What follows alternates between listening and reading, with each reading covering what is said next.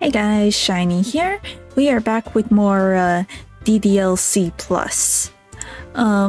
Basically we'll probably just keep going through the side stories. I'm hoping to at least do the Natsuki Monica one and the Sayori Natsuki one. The last two I will probably save for next time, just because the past couple of streams have really been hurting my throat, because I am honestly not used to talking this much. At least in all of the other games, there's like some breaks where I can give my voice a little bit of a rest, like in a boss fight or something. This is just straight reading, non-stop reading, and it's getting to me, so I will probably pace myself a little bit with these. It will make the streams a little bit shorter than usual, but I think my throat will appreciate it in the long run. Anyway, what was I gonna say?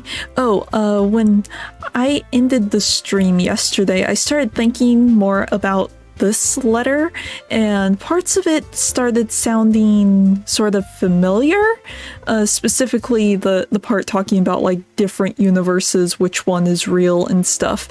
And it had me go back and I looked through basically all of the hidden files for the original game. Basically, in the original game, you could take these character files and change their file type. And if you change the Monica file into a PNG, it would turn into this picture. It sort of looked like sort of an eclipse with this weird black and white dotted square in the middle. And if you translated those black and white dots into binary, you would get something in base 64, and when you translated it, it turned into a message from Monica. I actually have it pulled up here. Basically it says, "Can you hear me? Who are you? I can't see you, but I know you're there. Yeah, you can definitely hear me. You've been watching for a while, right? I guess I should introduce myself or something. My name is..." Actually, that's stupid. You obviously already know my name. Sorry. Anyway, I'm guessing if you were able to put a stop to this, you would have done it by now. I mean, I know you're not like evil or anything, because you've already helped me so much. I should really thank you for that, for everything you've done. You've really been a friend to me, so thank you so much. I think more than anything else, I really don't want it all to be for nothing. Everyone else is dead. Maybe you already know that. I'm sure you do, actually. But it doesn't have to be that way, right? Well, there's a lot of stuff I don't understand. I don't know if it's even possible for me to understand it. But I know that this isn't my only story. I can see that now, really clearly. And I think everyone else has had that same kind of experience, some kind of deja vu. It's the third eye, right? Anyway, I could be totally wrong about this, but I really think you might be able to do something to get back and tell them what's going to happen. If they know ahead of time, they should be able to avoid it. They should, if they remember their time in the other worlds. They should still remember what I tell them. Yeah, I really think this might be possible, but it's up to you. I'm sorry for always being, you know. Never mind, I know that's wrong. This is my story. It's time to be a flippin' hero, both of us, 2018.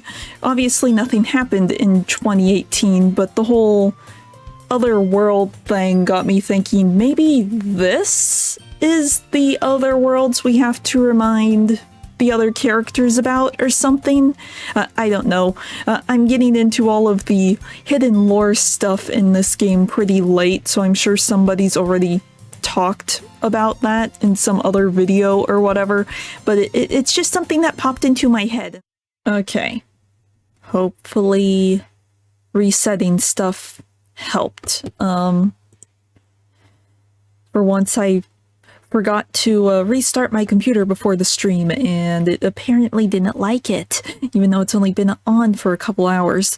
Anyway, hopefully not much of my thought was cut off. Basically, yeah, I'm starting to think if maybe if we clear the side stories maybe it will unlock new things in the base game or something, like we can warn the characters what's going to happen or make Monica less insane.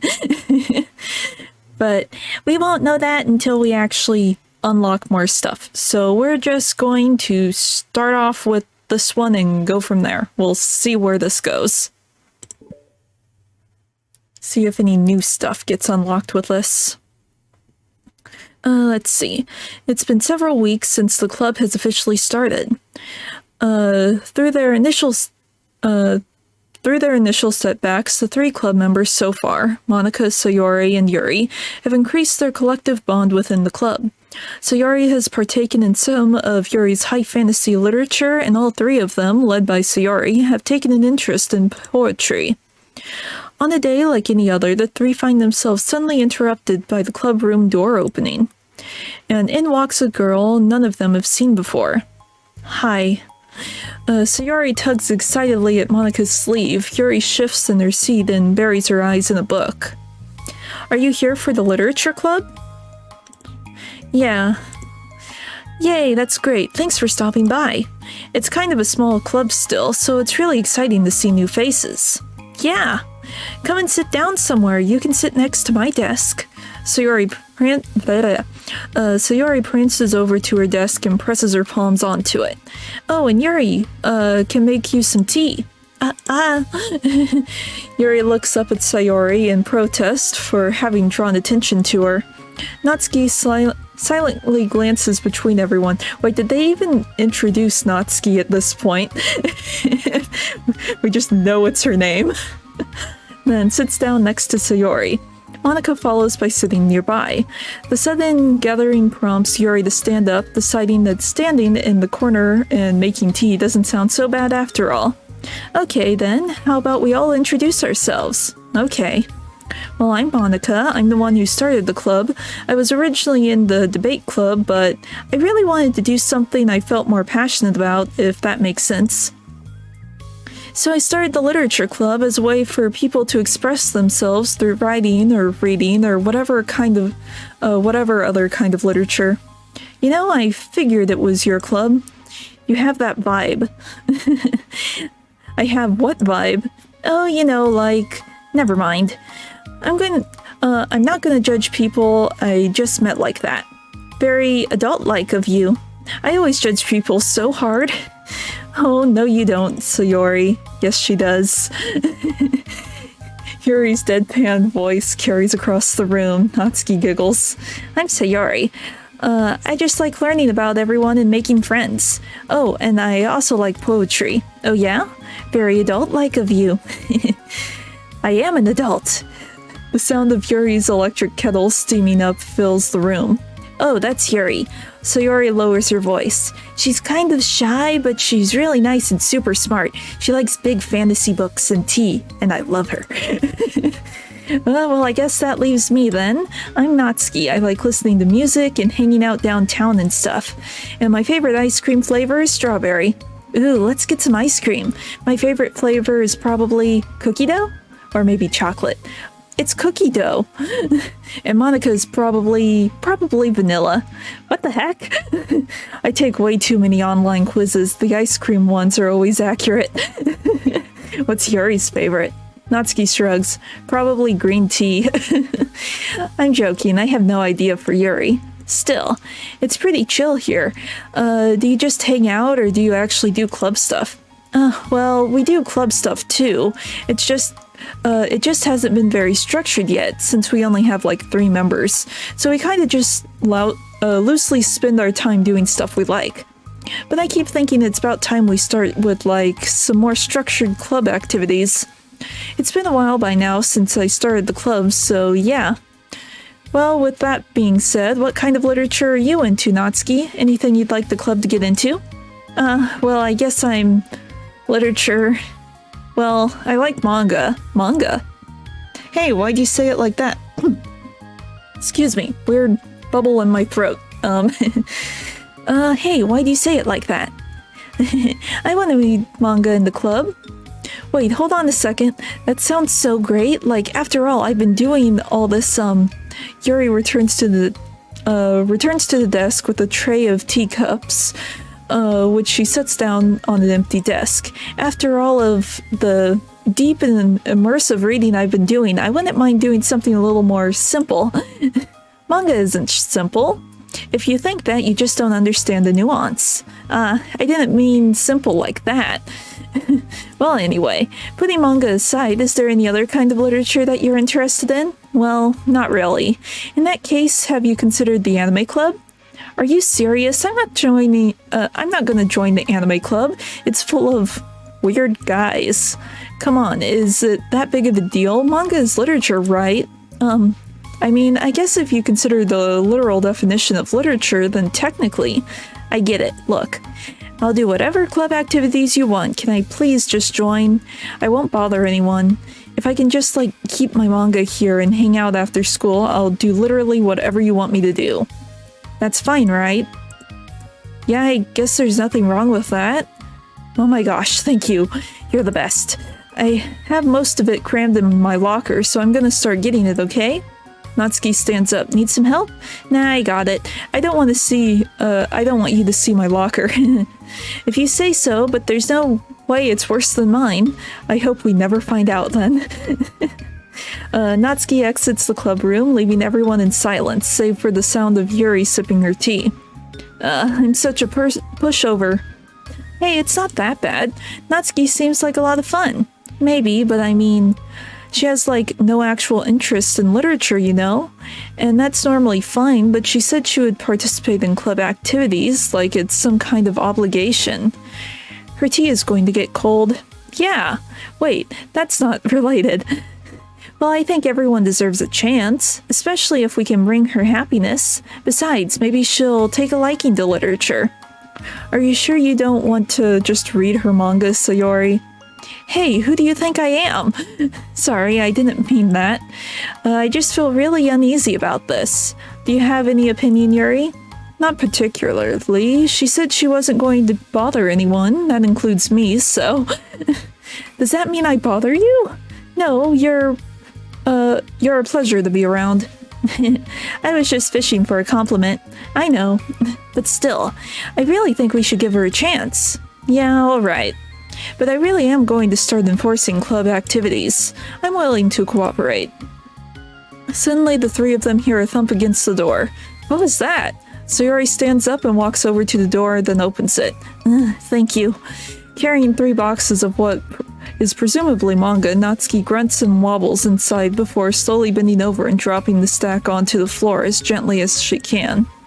That's quite a collection. Sayori giggles in excitement. While catching her breath, Natsuki replies, There's still 1 more box. I can put them away myself. I know how to organize them. Monika anxiously glances between Sayori and Yuri. Is this really okay for the club?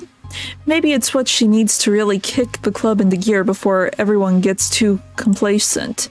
It seems like things are finally going to start getting more serious.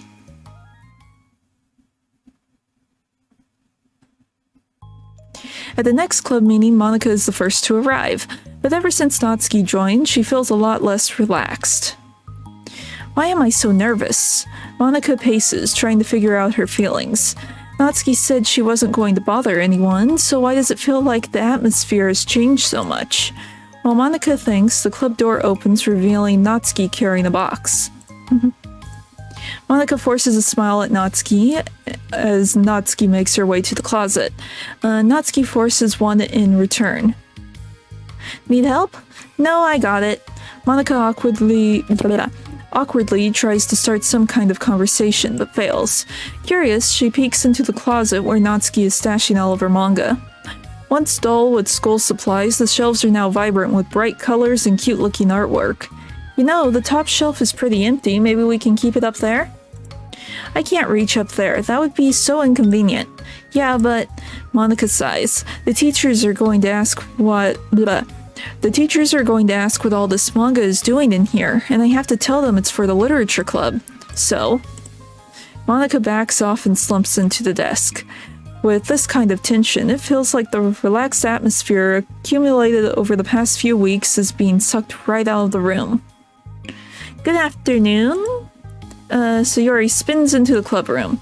Oh, I see someone's in a good mood. Yeah, because I have this. Sayori brandishes a cookie wrapped in plastic. I found some money and I got a cookie. Oh, that's so pretty. As Sayori trots over to the closet, the colorful shelves catch her eyes. Which one do I start with? Well, you can start by giving me a bite of that cookie. No way. I saved up all my luck to find that money. If you want entry into my kingdom, you need to pay the tax, peasant. Boo. Defeated, Sayori unwraps her cookie and breaks off a piece for Natsuki. Then Yuri silently walks into the club room. Monica glances at her with pleading eyes. Yuri returns a quick nod of understanding. Well, everyone's here now. Despite the club only having one more person than before, it somehow feels twice as lively. Okay, so I think today we should go over some potential club activities and see which ones we want to do first. We have 4 members now, so it would be great if we found some stuff to do as a group. Does that sound good to everyone? I agree. Okay, so I have some ideas of my own, but I want to hear your ideas too. Well, I've been having a lot of fun learning about everyone else's interests. Maybe we can give each person a day to share their favorite kind of literature with everyone else? Well, maybe. Something tells me that Monica glances at Yuri and Natsuki, who both appear very unwilling to even consider each other's interests. Maybe we can try to come up with something that everyone can enjoy equally? Like how, we all vote on the book to read or something like that. I think we should all collectively try to expand our interests rather than just stick to the things that we're familiar with. Why does it feel like I'm being targeted here? Natsuki, didn't you say you would go along with whatever the club wanted to do? Well, yeah, but that doesn't make it okay for you to ignore everyone else's preferences. I like Sayori's suggestion. Yeah, me too. Yeah, but, Monica's voice trails off. Although she let Natsuki join the club, Monica finds it incredibly difficult to relent to her demands. If Natsuki doesn't respect the club, why should Monica have to yield to Natsuki's opinion on anything? Natsuki, are you sure that you don't have any other literature interest you could share with the club? I swear I don't mind if you keep your manga here, but Natsuki cuts Monica off by suddenly standing up. Well, it's obvious that I'm not wanted here, so I'm just going to leave. But I really would have appreciated you being more upfront about it. Okay, I think you're kind of jumping to conclusions here, but you're free to do whatever you want. Natsuki shoots Monica a quick glare before walking straight out of the room. Oh no. Sayori runs after her, leaving just Monica and Yuri. For the second time today, Monica slumps down at a desk. Why am I such a jerk? Because you're programmed that way. No, she's a jerk. She's just making me feel this way. Monica looks up at Yuri, seeking affirmation. Yuri looks away. She probably just went around looking for the smallest club she could find so that she doesn't have to participate. How does she expect me to give her respect when she has no respect for the club? Am I wrong, Yuri? I'm not good at these things, Monica sighs. Me neither. I just have no idea what to do.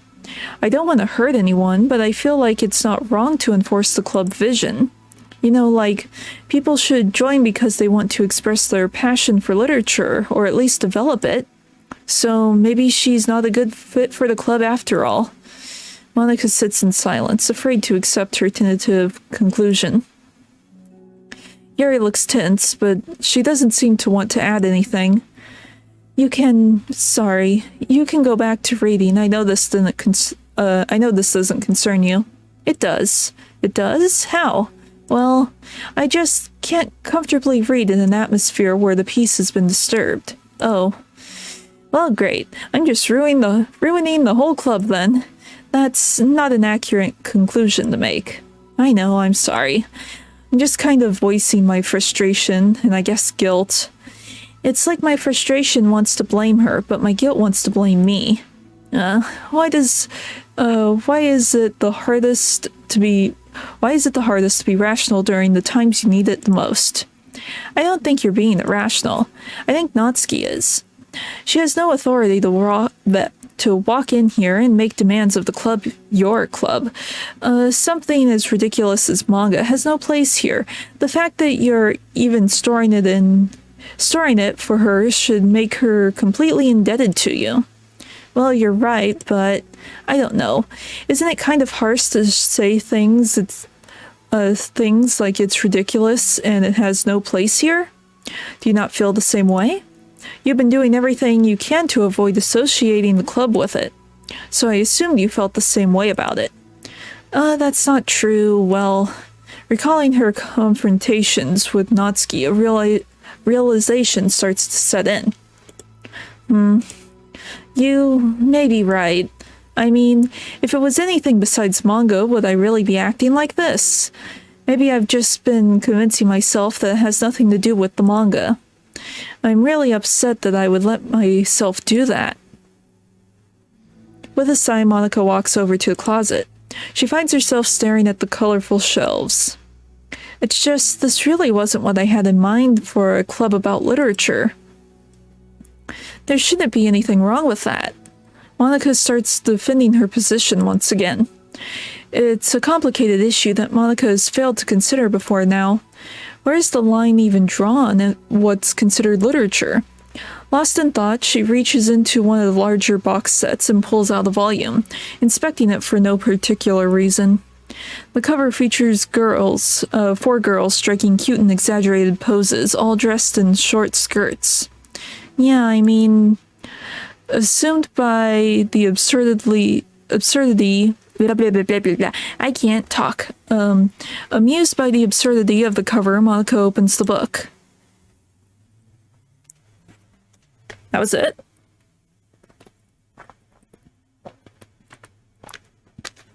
That side story was relatively short. What did we unlock? Natsuki, anything else? No. New music. Huh. Okay, so we'll unlock something with this, I'm assuming. This is the right one, right? Yeah.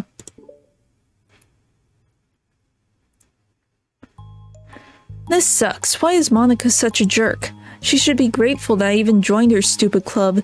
It's not like she can find any members. Monica's usually really nice. She cares so much about everyone in the club being happy. Yeah, right. Well, she usually does. Maybe when she's not busy being so judgmental. So what if I'm into manga?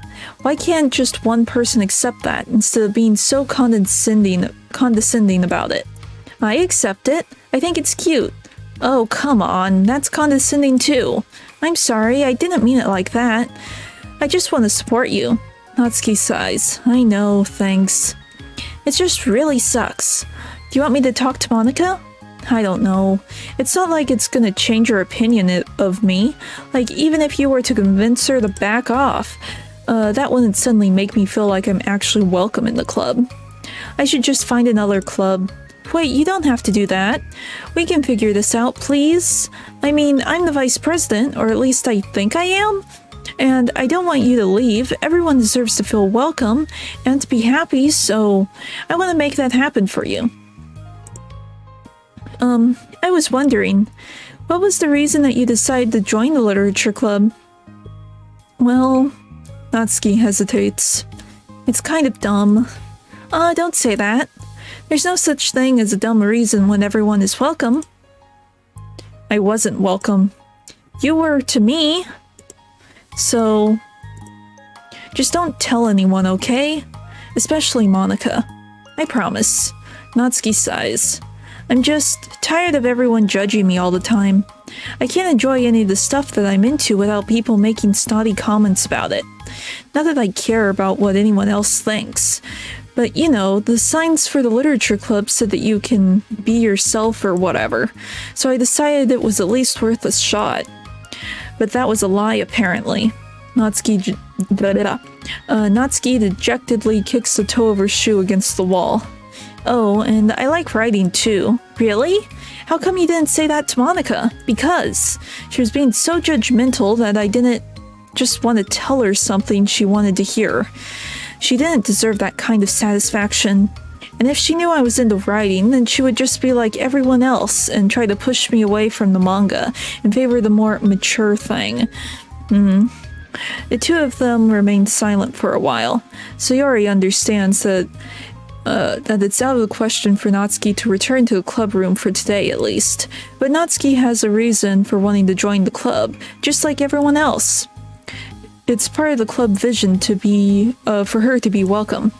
You deserve to express yourself as much as everyone else does. That's supposed to be what the club is for, so I'm going to do everything I can to fix this. I promise. It's lunchtime the next day. The cafeteria and hallway are bustling with students rushing to meet off with their friends and make the most out of their limited break time. Where could she be? Among them is Monica, I can't speak, who always eats lunch in her classroom, but she has some additional business today. Fearing Natsuki would avoid coming to the club, Monica decided to try to find her during lunch so that she could make amends. After searching for an extensive time, Monica finally spots her. Despite her short stature, Natsuki's bright hair helps her stand out from the crowd. Oh my gosh, suddenly feeling awkward, Monica is afraid to get closer.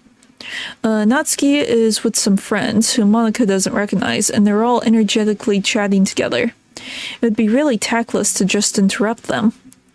Oh yeah, did you end up joining that literature club or what? Huh? Of course I joined. Why wouldn't I? I told you she would join. Come on, you know she only joined because you wanted to stop giving her crap about the anime club. I told you, I never even wanted to join that stupid club. Oh, sure. Well, you have to give her some credit for at least making an effort to finally grow past that trash. True. Well, congrats on finally graduating middle school, Natsuki. We're proud of you. Shut up and just let me do my thing. I'm just joking, you know we love you. Yeah, once the literature club makes you a famous writer, we'll be the first ones to buy your book. What, you're gonna buy her smutty fanfiction? Well, obviously, I want a signed copy. That was like years ago. You don't think I've grown out of it by now? I told you I was joking. Besides, it's a good reminder of how far you've come since then. Not to mention you couldn't have done it without us. That gives us a pass to joke about it. Yeah, sure. They grow up so fast, it brings a tear to my eye. Natsuki suddenly glances in Monika's direction, prompting Monika to quickly turn away and distance herself. What the heck? That was horrible. I should have said something to defend her. Why do I have to be so conflict avoidant? Not that I deserve to say anything, I'm hardly better than them, after the way I treated her. I'm so awful. I'm not doing anything right. After school ends, Monika distractedly makes her way to the club room. She finds Yuri already inside, eyes on the book as usual. Monika picks a desk and slumps into it, something she seems to be doing rather often lately. Yuri, I don't think I can be club president. I suck at handling anything that doesn't go, like, exactly my way. Yuri looks up from her book. It's like the literature club is a place where you get to express yourself, unless it's in a way that I don't like. I'm so mad at myself. And I'm especially mad that I didn't have the self-reflection skills to realize what I was doing. So much for maturity. Sorry, I really shouldn't be complaining out loud like this. There's just like a lot on my mind. No. I enjoy listening. Really? Why? Yuri shrugs. It just makes me feel nice. Oh, well, okay, I guess I'll just continue then. Yuri nods. Yeah. Natsuki has kind of a blunt attitude, you know. It made me feel like she wasn't taking the club seriously. I couldn't even figure out why she wanted to join. I saw her friends talking to her in the hallway during lunch, and they were just so mean to her, telling her to grow up and stuff like that. The literature club wanted to help her grow out of her manga. It just made me so mad, like, just let her enjoy it.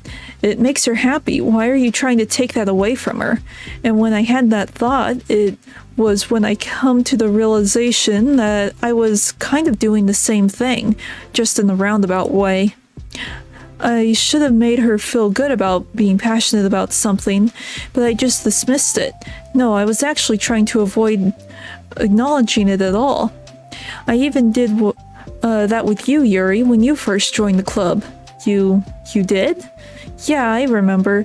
Fantasy isn't really my thing, so I was kind of trying to dismiss it, but then Sayori jumped in and took over the conversation. I should have reflected on that, but I didn't, because I just let Sayori handle it instead. And now I'm repeating the same mistake, except I really hurt someone this time. Hello! Doing pretty good. Unlocking all of the new stuff, all the hidden lore. Let's see, Monica shakes her head. I'm so tired of being afraid of things. I'm not comfortable with it. It's so stupid. Like, I can just picture how much joy it would bring Natsuki if I let her share her passion a little. I'm so angry that her friends were treating her like that. I'm going to get them back for it. Get them back? Yeah. I'll get them back by making sure that this is the literature club that Natsuki wants, not just the one that I want. Suddenly, Sayori bursts through the door, making Monica and Yuri jump. With a rare stern face, she marches over to Monica's desk and sits down next to her. I'm having an intervention. I can do that because I'm vice president. Is this about Natsuki? Yes. Yeah, I know. I messed up. I'm super sorry. I was just talking to Yuri about it. Really? I was so dismissive of her passion that she felt threatened and probably just unwelcome. Literally the opposite of what the literature club is supposed to be. I really need to make it up to her. Oh. Yay, I did it. Thanks for the intervention, Sayori. I'm glad we're on the same page. Friendship wins again. So how do you want to make it up to her? I have a plan. Sayori, do you know if Natsuki is coming to the club meeting today? I don't think she is. I see. Monica was afraid of that. Not because of her plan, but because she's facing the consequences of the damage that she inadvertently caused. But the only way to do the right thing is to face it head on. It's so easy to just duck away from conflict and wait for it to blow over. But that's not enough. To truly respect someone's feelings after you hurt them is to face them and admit your wrongdoing. Not the wrongdoing of mismanaging the club, but the wrongdoing of disrespecting Natsuki's feelings. Okay, do you think you can get her to come to the meeting tomorrow? I can do that. Okay, awesome. Yuri, you don't have to worry about anything, but thank you for being my friend. You're a good listener. Fidgeting with her hair, Yuri turns away to hide her smile. Well, I guess for today it's just going to be a pretty quiet club meeting. I'm going to step out for a bit if that's okay. Yeah, I'm just gonna read with Yuri. Hey, is this one of Natsuki's books? How come it's out here? So Yuri picks up the manga that was resting on the adjacent desk. I can't talk. Blah, blah, blah, blah, blah, blah. Oh, that, Natsuki probably just left it out by accident. But I thought she hasn't been coming to the club. Actually, Monica's been. Okay, Yuri, I'm sure it was just someone else who was using this classroom then, okay? Monica smiles at both of them. And with a wave, she exits the club room. She has been reading the Parfait Girls.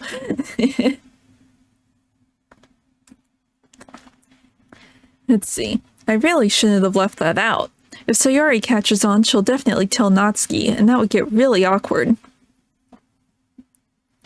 Now I wonder if there's a keyboard I could borrow from the music room.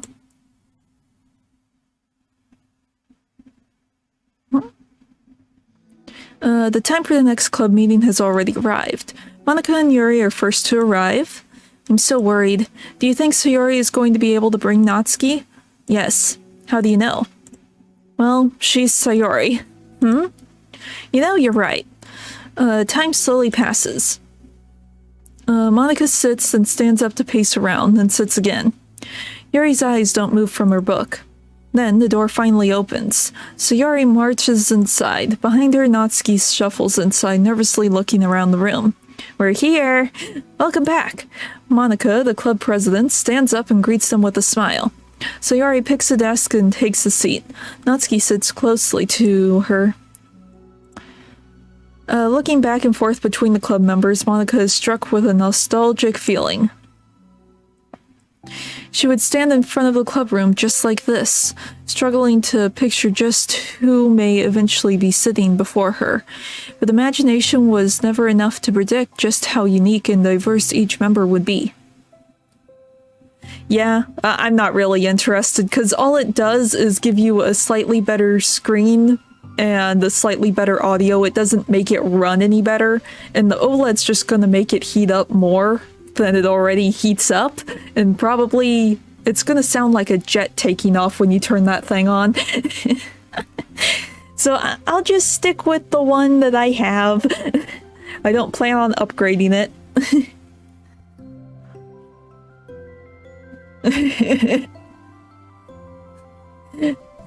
Yeah, then it's just going to die if there's no ventilation. Because the Switch already gets like super hot when you're playing in handheld mode, and OLEDs get really hot as it is. I know, because my phone has an OLED, and it's like, no, that's gonna suck. It's gonna suck trying to hold that thing in handheld mode. Let's see, each with her own struggles, her own reasons for seeking the vision that Monica had admittedly so vaguely advertised. Yeah, I wouldn't be surprised if the OLED Switch, like, spontaneously combusts, like those Samsung phones did a few years back. Just from the heat. Let's see. Seeking trust, understanding, respect. What new lessons will the future hold for the literature club? Realizing she's getting ahead of herself, Monica takes a deep breath and returns to the present. Okay, everyone. The literature club is starting. We have an activity planned for today. Monica turns around to face the chalkboard. On it, she writes manga in big letters. Today, we're going to learn from an expert about the unique form of literature, manga. Oh, come on. Isn't this kind of forced?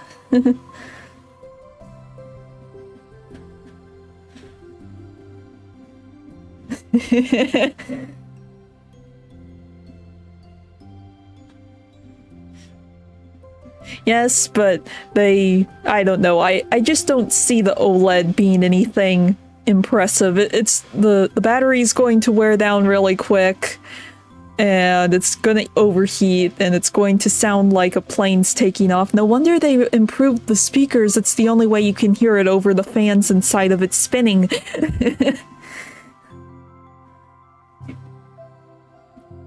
So yeah, it's like, I'm not too impressed. Let's see. Isn't this kind of forced? I know you don't actually want to do this, so just... Monica shakes her head. Natsuki, this is the hardest part. After making it this far, it would just be easy to smile and move on. It's not going to change anything. As far as I'm aware, the only thing they changed is what the screen is and the speakers. None of the other statistics have changed. So it's exactly the same. It's just a new screen.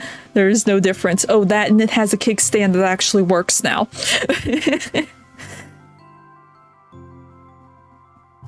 Yeah, that's what I mean. It's like, I'm not impressed. That, and I wasn't really expecting a Switch Pro to come out, even though there was a lot of people saying it has to be a thing, just because Nintendo said over and over that it's never going to happen. So it's like, yeah, it's just a screen update for handheld mode. I'm not impressed. I don't really care. A ventilated dock. Yeah, that would be nice, because my Switch always feels so hot after I take it out of the dock, too. That, or make, like, the dock shorter, so more air can just get into it in general. So it's not just confined. Let's see. After making it this far, it would be so easy to just smile and move on. Yeah, basically. I never saw them as leaks. It's just, it was sort of like the whole Pokemon Diamond and Pearl thing. It was just a bunch of choosy beggars, and it was very annoying. It's like, please, shut up. It's not going to happen. Nintendo has told you several times it's not going to happen. Just shut up. It was getting very annoying. So now maybe people will shut up now that they've shown what they have been working on, which isn't even a major upgrade. Let's see. But that's not enough. Not this time. I'm sorry. It was wrong of me not to take you seriously when you were kind enough to show interest in my club. I thought about it and I realized how biased I was against manga. It caused me to disrespect you, and I'm sorry, but I think you deserve to be able to share your passion with us. So, can I make it up to you?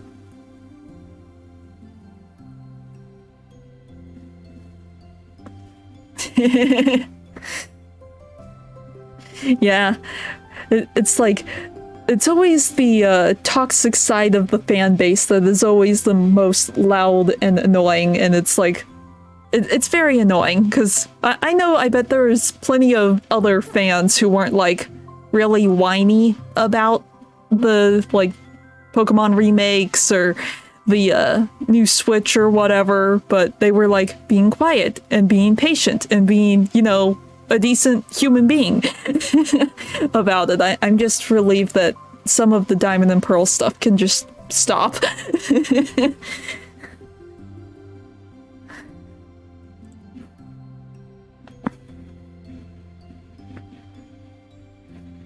Yep, that is true.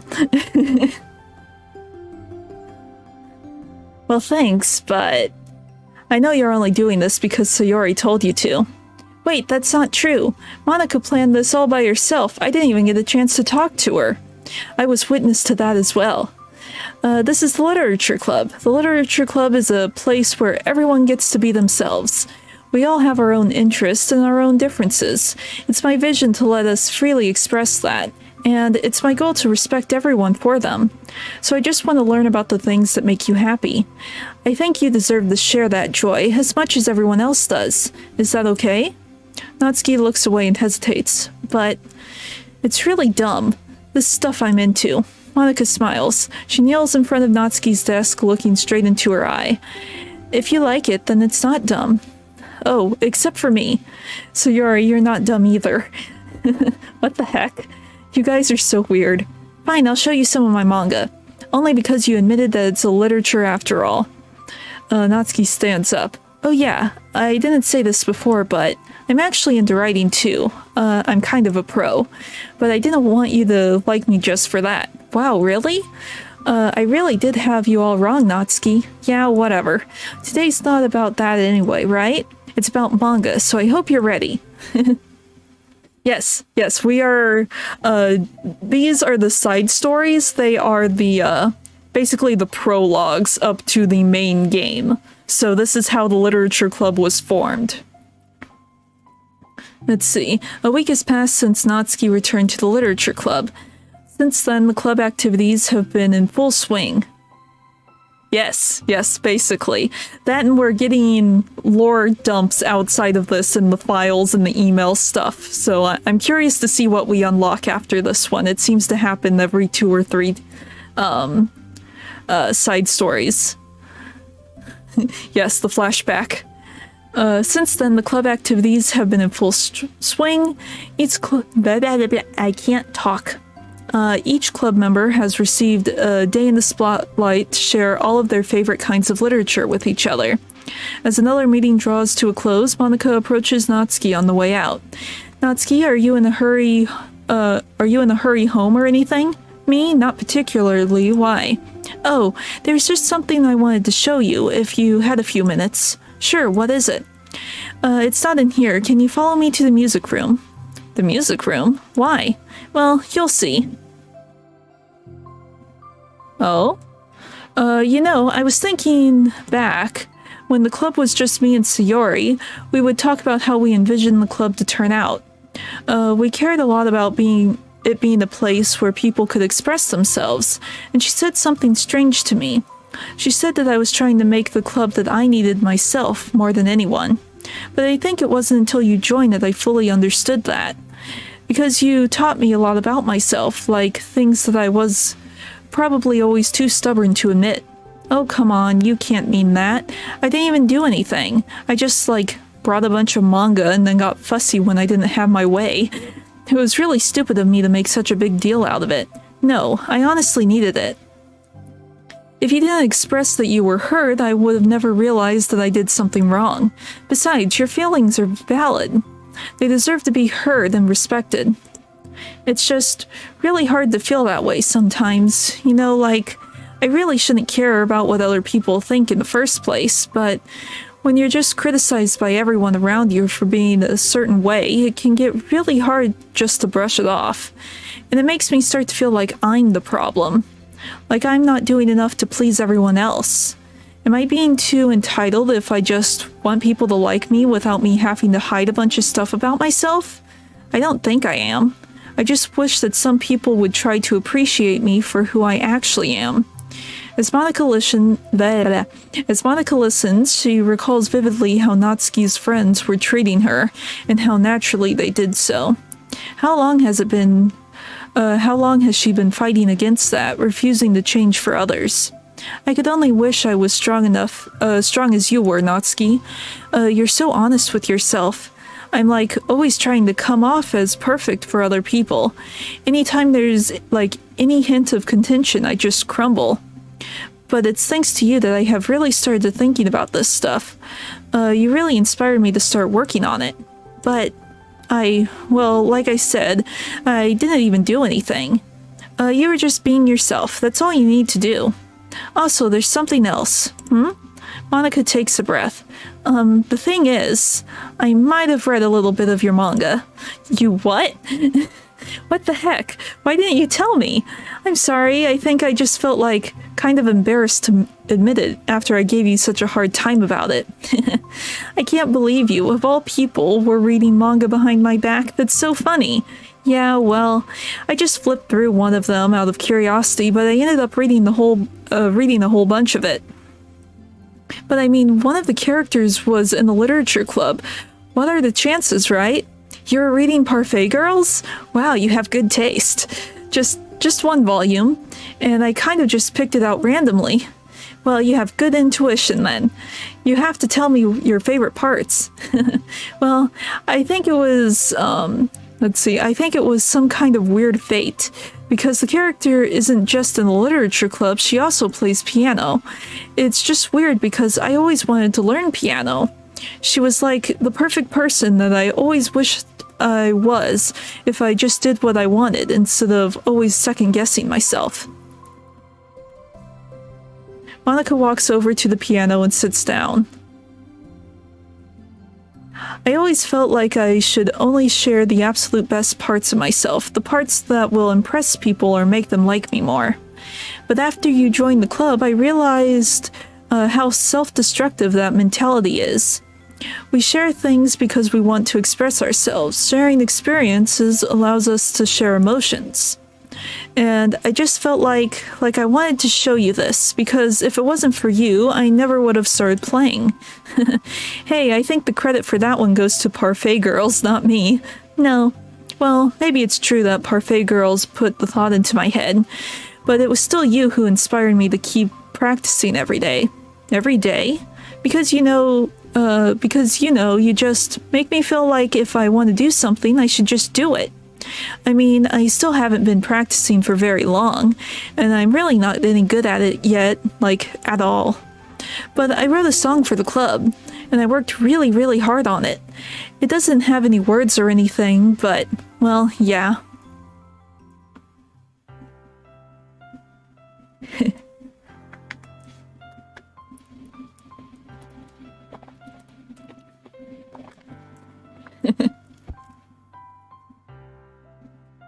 Are we getting the music video?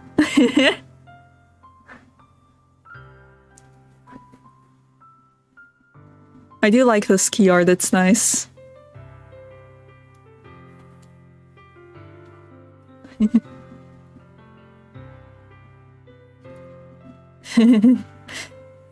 Dun dun dun! Just have to keep talking.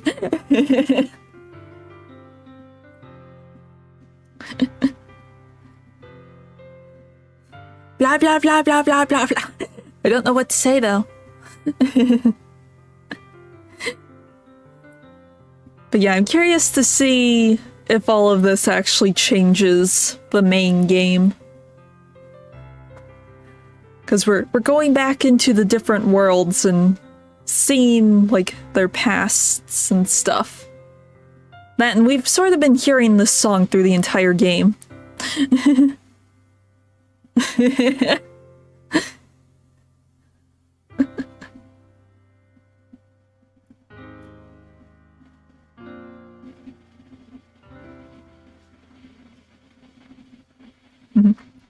Okay. That's all. That was so good. It was? Yeah, are you kidding? You're already a pro. Not even close. Does the song have a name? You said it was about the club, so... Yeah, it's called My Song, Your Note. Because everyone brings something so unique to the club. It's completely different from how I first imagined it, I think. But I was like such a selfish perfectionist. It shouldn't be about me, it should be about everyone. And it's all of you who helped shape the club into what it is. I would never change that. Well... I will take your words for it. I haven't actually watched Angel Beats. I've heard about it. I just haven't sat down and watched it. I think that's really thoughtful and kind of flattering. I kind of feel like I don't deserve this much validation. I wasn't exactly very patient either when I first joined the club. It makes me feel like I should probably apologize too. I think I was just really fed up with a lot of things, and I got frustrated after not getting my way in the club. So yeah, I really didn't mean to take it out on you. I was being really immature. If you get my stubborn butt to apologize, I guess you're doing something right. It's fine, I'm past it too. I think we're already even. But it's really sweet that you were thinking about it. It takes a lot of maturity to reflect on that kind of thing. Well, I wonder who I got it from. Oh, never mind. Well, anyway, we're even as long as you let me keep my manga in the club room. You did admit that it's a form of literature. You totally can't take that back now. You got me. The closet's all yours. I'll tell you what. I'll bring in a little something for the club tomorrow. I want to do something nice in return. What kind of little something? Oh, you'll see. But I don't think you'll be disappointed. She's going to bring cupcakes.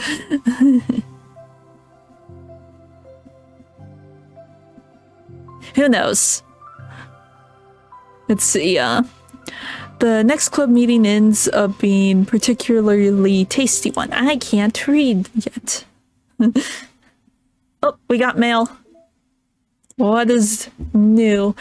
Let's see. Having run the control system for a while, it's evident that a certain character is missing from any mention or appearance. This makes me speculate that Monika's meddling is less clumsy than we think, because she would have had to manufacture this character herself as a way of forcing interaction between her and the user. Could that be why the character has such limited and dissonant personality traits, or am I reading too much into this?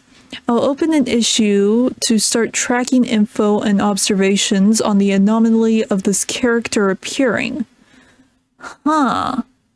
Okay, so Monika made the player character. Ooh, this is new. Ah.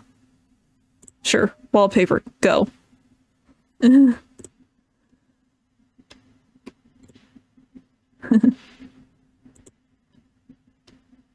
Huh.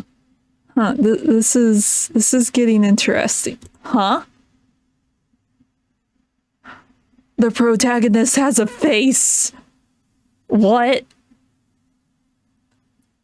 Huh.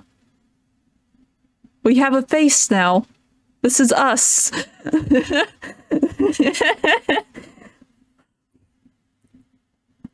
Huh. Interesting. Okay, so we got...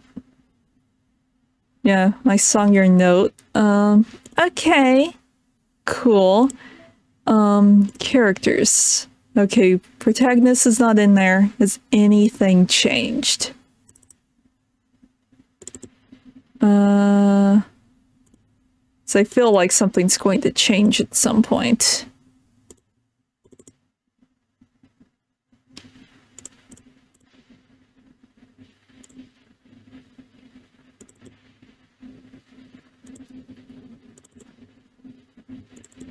I'm still expecting this to change.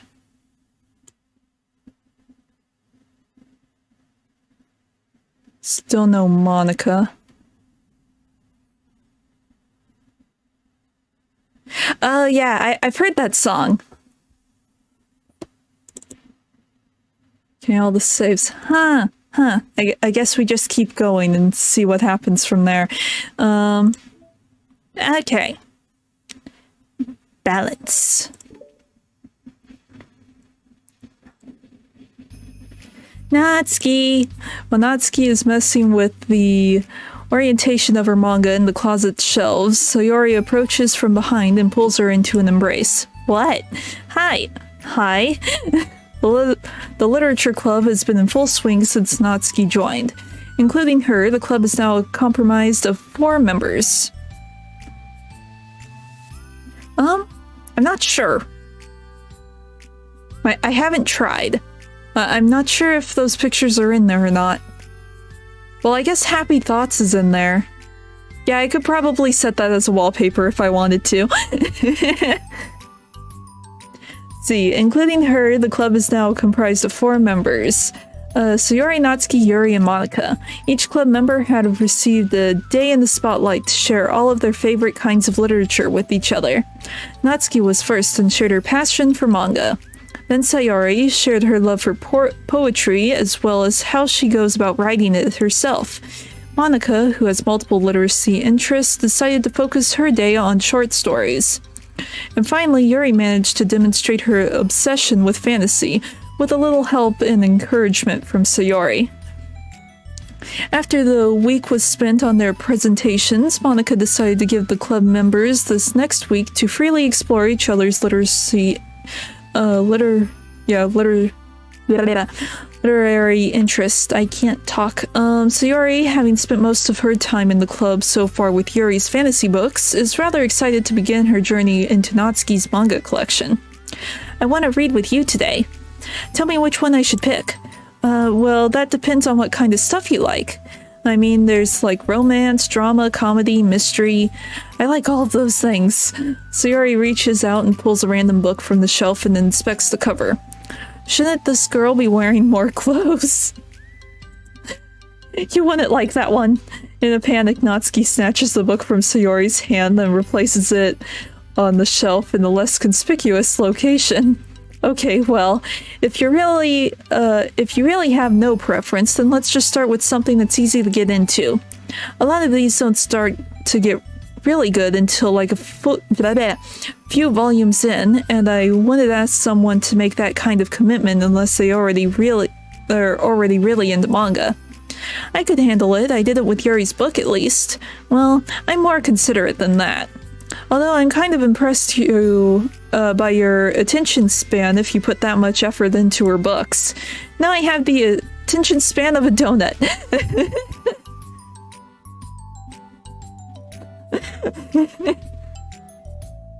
Well, I don't think those arts, like the death arts, are in there, but I think the hidden poem, quote-unquote, if you want to call it that, of the stick figure Sayori hanging is in the image files. Huh?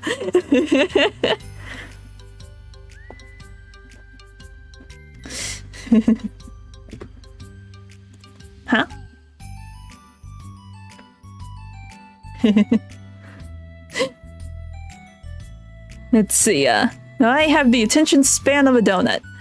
But I love my friends, and I can do anything if it's for them. Well, okay then. Let's pick you something that even donuts can read.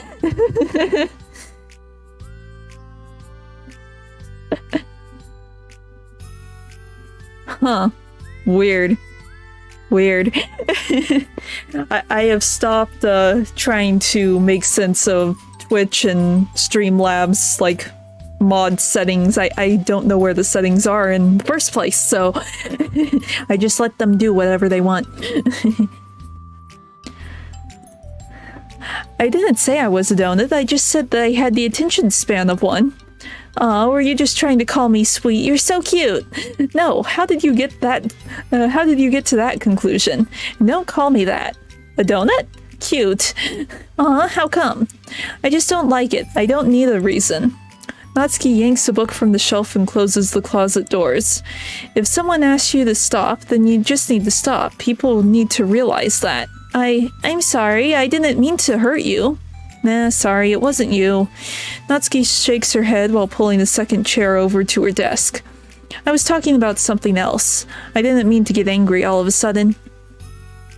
Natsuki averts her eyes and mumbles.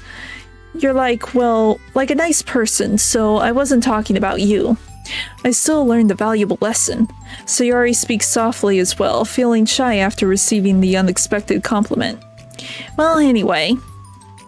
Here's the book, so just start it whenever you feel like it. What's it about?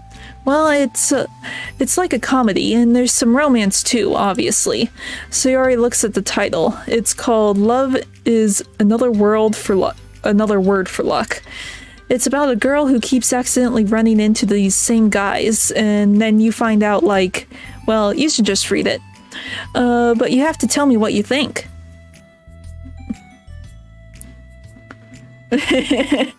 Yep, apparently whatever it is banned. I can already guess what you're gonna who you're gonna ship yourself with. It would be so funny if I'm right.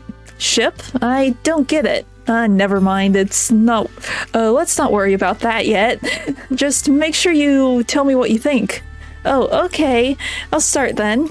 Hey, maybe tomorrow we can do poetry too. Oh, yeah, I guess. But don't you want to finish this first? Yeah, but we could do both. I mean, unless you don't like poetry, then I won't make you or anything. No, it's just... Well, never mind. We can worry about it tomorrow. After the club meeting ends Natsuki and Yuri leave, Monika strikes up a conversation with Sayori. I see you got Natsuki to share some of her manga with you. I really want to become better friends with her. She's so enthusiastic and expressive. I could just listen to her talk. She's so... I'm not sure if she meant that I can't say that to her, or if I just can't say it at all. Say what? Nothing. I am a woman of respect, but Natsuki is a woman of cute. Oh, I said it.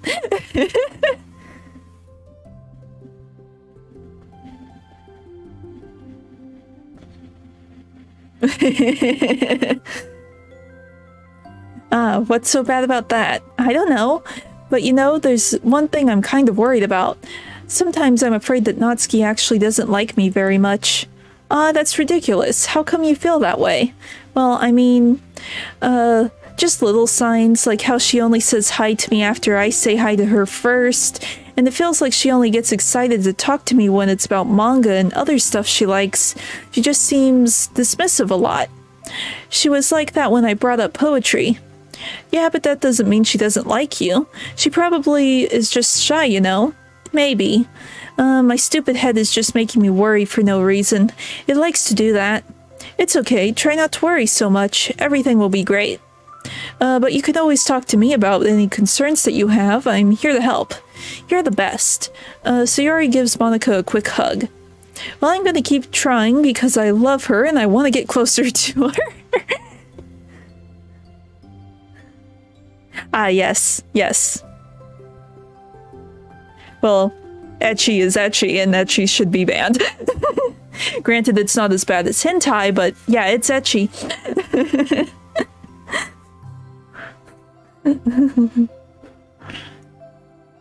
Let's see. Well, I'm not gonna keep trying because, yeah, I already read that. You got this. Yes, they are. Well, technically, hentai just means weird in Japanese. It's only in, like, English-speaking, like, anime communities where the the pervy stuff is called hentai.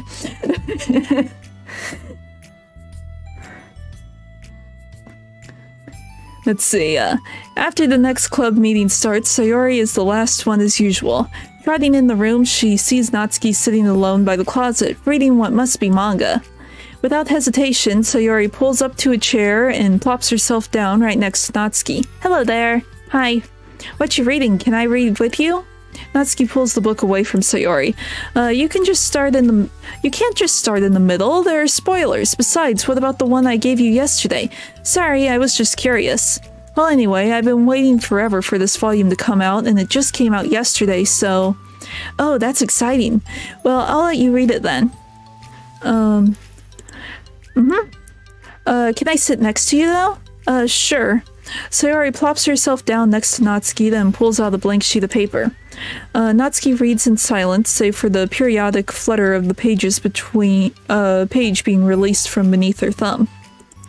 From Sayori's side, only the light tapping noises of her pen meeting paper can be heard. Time passes. Sayori's paper is filled with scribbles, and the margins are lined with stick figures. Natsuki lets out a deep sigh and closes her book. Did you finish?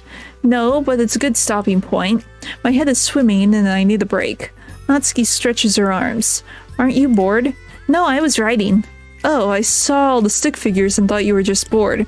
I just draw those when I'm thinking or waiting for inspiration. I made friends with all of them. This one is sad because she thinks the night sky is pretty, but she can't look up at all the stars in public without everyone thinking she's a weirdo. And this one has problems with his back, but the doctors can't figure out what's wrong with him. What the heck? You're the weirdo. Want to read the poem I'm working on? Sure, I guess. Sayori slides the paper over to Natsuki. As Natsuki reads through the poem, she furrows her eyebrows. She slides the paper back over to Sayori. Don't you ever feel weird just sharing all of your thoughts and feelings like that? I mean, your poems are, like, really emotional. Is that bad? Well, no, it's just an observation. I think people can get closer to each other if they find ways of expressing their feelings. Well, Natsuki begins to protest, but she can't find a good way of putting her thoughts into words. Doesn't that depend more on the kind of friends you have? I don't know. To each their own, but I never met anyone I'd feel comfortable sharing my poems with. Not that it's you, it's just how I am, so... You write poems? You never told me that, I just thought you wrote other stuff. Yeah, that too, but... You should... I mean, would you ever want to share? Like I said, I don't do that. But... Can we talk about something else? I'm sorry. It's not your fault, it just makes me uncomfortable, I can't help it. Still, I'm sorry. It's fine. Well, let's move on to something that makes us both happy. I should continue the book you gave me since I didn't get very far yet. Sure. Over the next few days, Sayori begins each club meeting by approaching Natsuki with unwavering enthusiasm. It's Natsuki! Natsuki! Hi, Natsuki! She's become a creepy stalker. At the end of one of the club meetings, Monica, who has become rather invested in Sayori's friendship mission, starts an innocuous conversation with Natsuki while she packs up. It's cool that you've been finding more time to spend with Sayori. She was pretty excited for the chance to read manga with you. Yeah, I'm sure you've been enjoying the chance to share it too, right? Yeah, mostly. Natsuki glances over his shoulder, but doesn't reply further. What's on your mind? Nothing. I don't talk about people behind their backs. Oh. Natsuki falls silent, but she just fidgets instead of getting back to what she was doing, as though she wants to say more. It's okay to share your feelings. That's different from talking about someone behind their back, I guess. I just hate when people talk about me behind my back, so I'm better than to do it to others. Monica shares a bright smile. You're really considerate. Thanks, I guess, but it doesn't feel like it. You can trust me. Natsuki stands in silence for a moment, still fidgeting. I just feel smothered sometimes. I'm not used to someone being like all over me right after we meet. I mean, it's fun to hang out with her, but I just have no control over the pace. I can't just meet someone and instantly become best friends with them and like share everything about myself. That's not how it works. I just want to chill out sometimes. Oh, I didn't realize that was happening. It's fine, why would you? I know, I just feel bad about it. I know Sayori, so I should have realized. Hello! How you doing? Oh, thanks for the follow, was it blood-aced? Or blood-laced? Doing pretty good, just going through the side stories. So, we're like halfway through them, I think. Monica navigates through her tinge of guilt, which has surfaced mainly due to her being the one who previously encouraged Sayori's behavior. Despite not knowing the situation, Monica can't help but feel a little responsible. Do you want me to talk to her about it? No, I wouldn't like that. Well, I could like divert her into another club activity for you or something. No way, that would be so underhanded and mean. Sorry, I didn't think that one through. Besides, just because I complained about it doesn't mean I'm asking for someone to solve my problems for me. True. I'm sorry. I guess I just instinctively want to try to solve problems even if I haven't been invited to. It's fine. I would talk to Sayori about it, but it would make things really weird between us. I feel like it would make her just constantly be afraid that she's bothering me. I don't know how to just keep things natural. Well, I think if you do a good job expressing all of your feelings, she would totally understand. Sayori really wants to be the best she can be for other people. I think she would actually be happy that you want to improve your friendship with her. Maybe. It just feels so dumb talking to someone about how to be friends with them. It's just weird and not cool. Monica shrugs. It's the literature club. I can talk. Then she mumbles through a stifled laugh. It's not the cool club. Hey. Sorry, that just tickled me for some reason. Look, I know you're kind of in a tough spot, and it's hard for you to really express yourself. But you really demonstrated to me that you're great at self-reflection and critical thinking, even if it doesn't feel like you are. I think that's the most important part for being able to navigate through these things. So believe that you'll find the right thing to do. Well, Natsuki instinctively starts to reject the compliment, but she can't find any excuse to do so. Thanks. Natsuki gathers her things, then she finishes her thought in a mumble. And I'm still glad I joined the club, even if it's weird sometimes. Monica smiles, but Natsuki turns her back and walks away before waiting for a reply. It was an unusual way for Natsuki to express her appreciation, but Monica knew what she meant.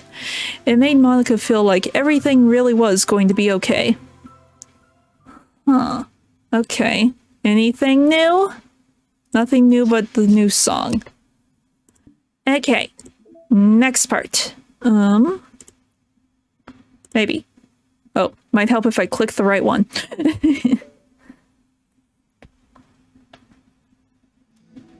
It's lunchtime. Sayori, who usually buys her lunch, is making her way to the cafeteria like any other day. The clamor and bustle of the students is drowned by Sayori's impeccable skill for zoning out. However, her imagination is momentarily interrupted by a glimpse of a familiar pink-haired girl.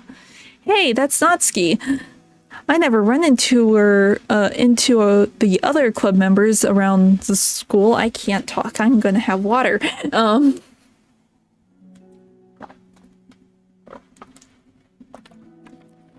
Okay. Natsuki! Sayori stands on her tiptoes and waves.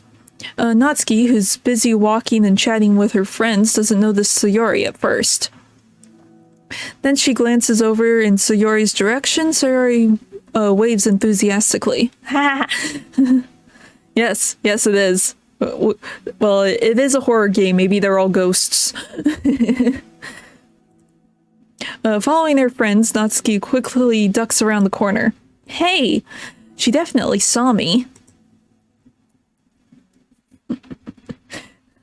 Let's see, Monika is the first to arrive in the club meeting, then Natsuki. Sayori, having glanced through the window to see Natsuki already inside, is unable to work up enough courage to enter. Natsuki's been so distant with me. I was stupid to think she ever wanted to be friends. She only got excited because she got to share her manga. But aside from that, she doesn't even like me. I should just go home today. Sorry, but do you plan on going inside? No. Why? I'm sulking. Oh. Well, I'm sorry for bothering you. Excuse me. No, don't leave me. Oh, I'll stay here then. I don't want to go in. I'm afraid of bothering Natsuki. I saw her at lunch today, so I waved and called out to her, but instead of saying hi, she just ran away from me. Yeah, it is. These are the side stories, so everything is like very wholesome. There's still some depression in there, but for the most part, it's very wholesome because Monika isn't crazy and she isn't like screwing with everyone's heads, so it's very nice. Really? Not bad. Hey, I'm sorry, that was a joke. It just sounded like something stupid that I would do from anxiety. From anxiety? Well, I just don't like attention being drawn to myself. Oh. Well, that makes sense based on the person you are, but Natsuki isn't shy like that at all. I thought we were friends, but it feels like every day she's just trying to distance herself more instead of get closer. It makes me feel like she was only spending time with me during the club because I was reading manga, but she doesn't actually want to be friends with me. Well, I feel like I'm missing a lot of context here. She was in the middle of, was she in the middle of anything when you approached her? No, she was just walking with her friends. With her friends? Yuri pauses for a moment. How do I put this? So Yuri, you're very fond of your friends, right? You always want to be spending time with them. Of course. I don't think there's anything more important to me. I mean, the best part of my day are always with my friends. Besides that, I really hate being alone, so... You hate being alone? Sayori nods. Well, we're very different people. I cherish my time alone. I wouldn't trade it for anything. So I think, well, if I was trying to have alone time and it was being threatened with an interruption, then it just would not make me very happy.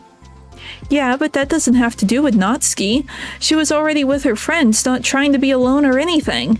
No, I think it's similar. Well, we're all friends in the club, but we have our own lives outside the club as well. If you think about it, making new friends isn't some casual occurrence that happens on a daily basis. A friendship is an invitation to intertwine your lives together. But the capacity at which each person is ready to do that might be different. There are friends who just I can't read. There are friends who just like to have fun together, and others who talk every day and share every detail of their lives with each other. I think when establishing a friendship, it's important to consider the comfort level of the other person. I mean, we don't really know much about Natsuki's life outside the club. It could be that she simply needs to make friends at her own pace, rather than jump headfirst into a new commitment. But that means I really was bothering her. I just really wanted to be good friends with her, so I treated her like one. Was I actually hurting her? I don't know, I'm sorry. My insight was really only based on what I understand about my own needs. And Natsuki and I are completely different, so why was I so selfish? Even if all that is true, then it still means I hurt her. I think I messed up. Yuri, with you, I think I was really careful to understand your needs when I was becoming friends with you. But I wasn't careful at all with Natsuki because she already seemed really social. I just took control of everything instead of looking for the right balance.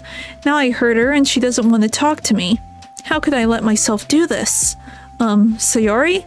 I think that Well, there was one time you told me something about the way I saw things in my head being different from reality.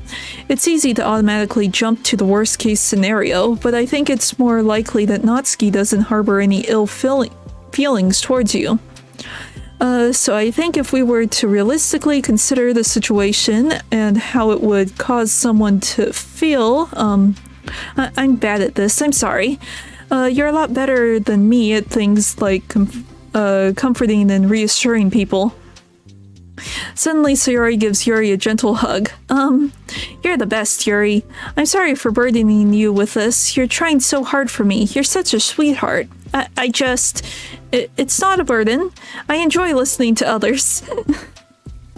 Yeah, it's very choppy. I like short, choppy hairstyles. I think they're fun.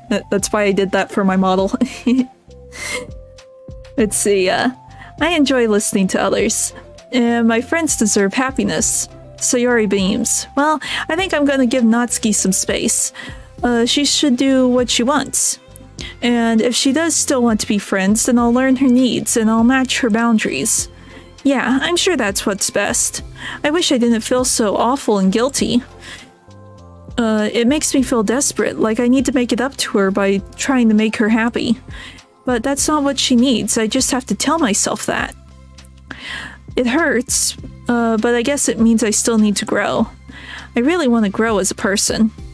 If it's, if it's to be better for my friends, I want that. That's very mature of you, Sayori. I'm mature. Sayori hops up and down on her toes. So, does that mean you'll be going home after all? Sayori shakes her head. I need to be here to show her that I respect her space. I'll just spend the club by myself today. Yuri nods in understanding. You can go in first. Okay. You're blocking the door. Oh. Sayori steps aside. By the way, before Yuri enters the club room, Sayori interjects. You said that you and Natsuki are completely different, but I don't really think that's true.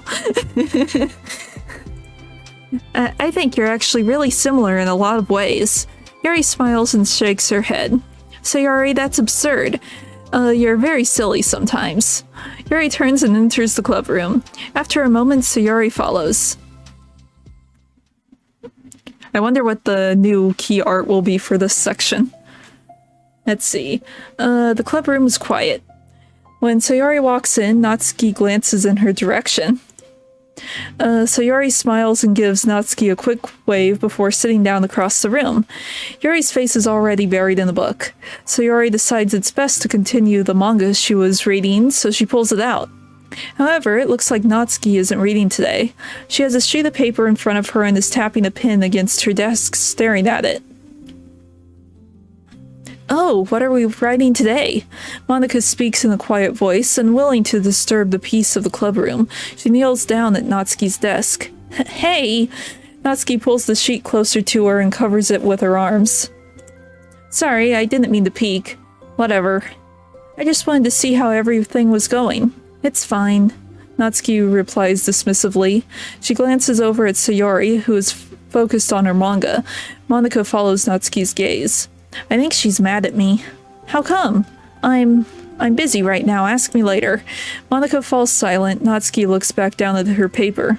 She inches her hand away from the top margin, allowing Monika to see. It says to Sayori. Understanding, Monika smiles. She places a hand on Natsuki's shoulder and whispers softly, I'm proud of you. Natsuki looks away but makes no motion to remove Monika's hand.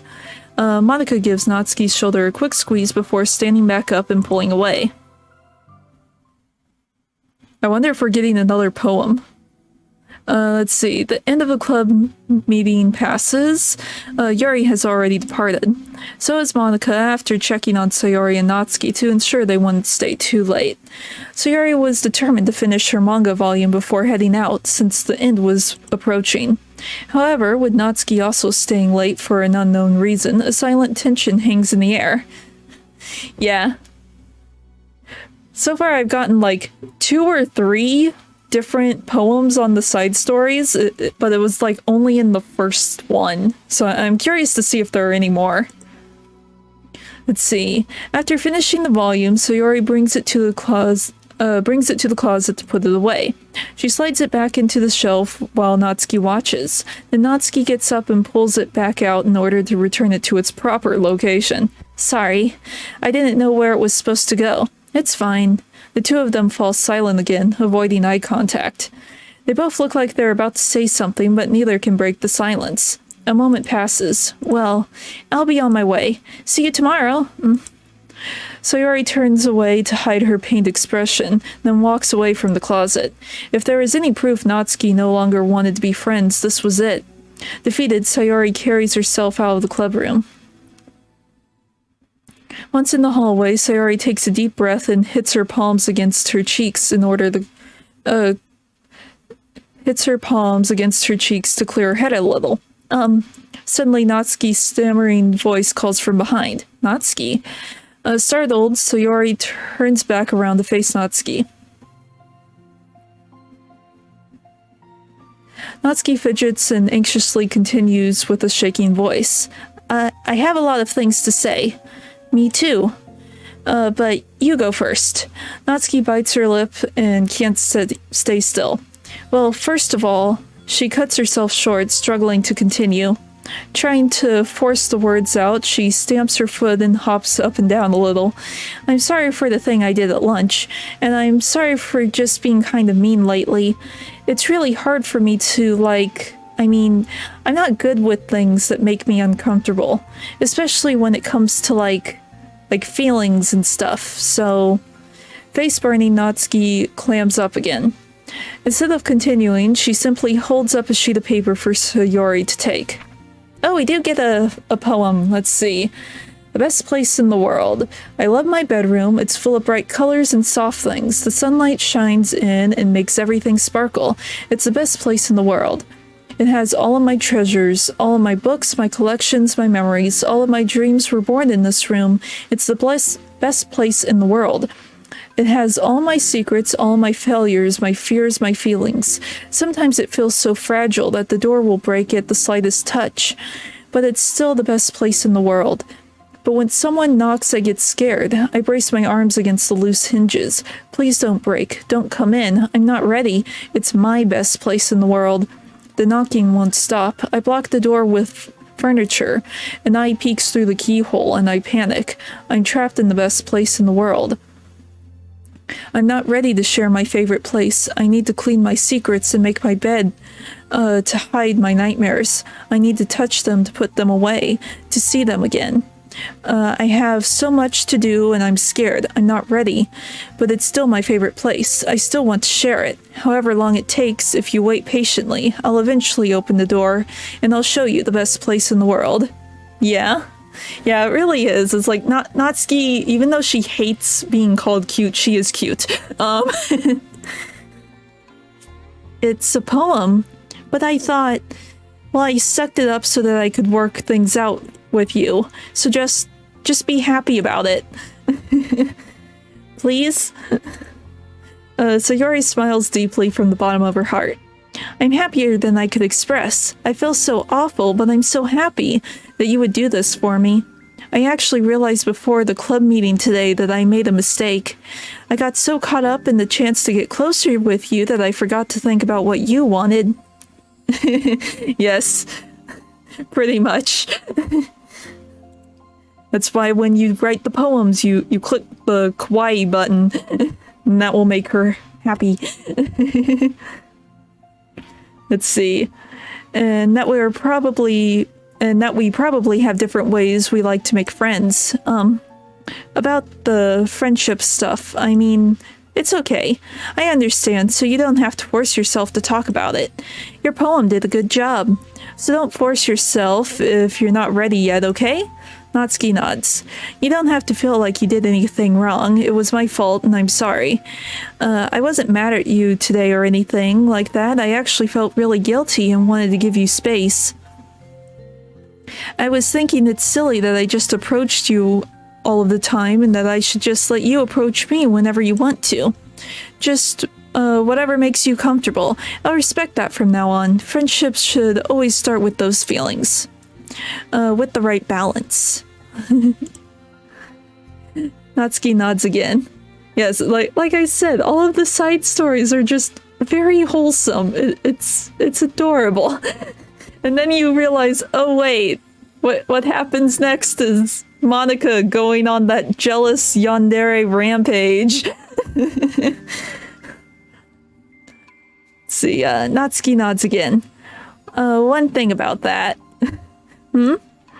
Well, I don't want to have to approach you all the time either. I just want it to be balanced, like you said. Sayori nods. I understand. We'll make sure of that together. We'll make sure of that together then. I can read. I swear I can read. I read all the time, just I don't read out loud. Well, anyway. Now that the two of them have found common ground, Natsuki finds it easier to speak more freely again. I'm not gonna be like sharing my poems all the time now or anything like that, but I guess it wouldn't hurt to do once in a while, only the best ones.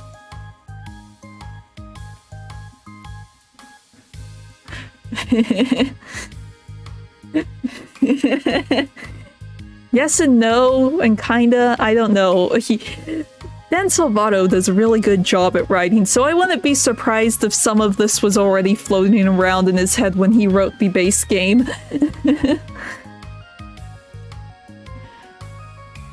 So you better like them, because otherwise I might change my mind.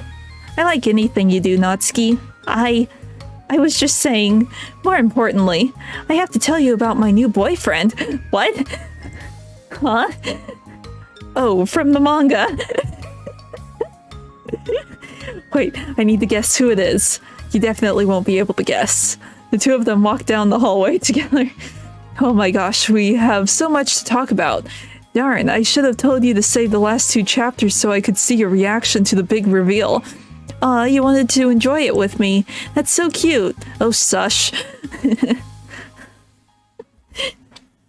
Okay. Only a picture. Okay, picture. Oh, now we got the new illustration as a wallpaper. Oh, wait. Okay, so we're just missing one poem now. Interesting. What am I missing? Is there no— oh, that's the true ending poem, right? Okay. Okay. It still weirds me out that the protagonist actually has a face now. That's still weird to me. Okay, files. Not files. Side stories. Okay, so there's 4 left.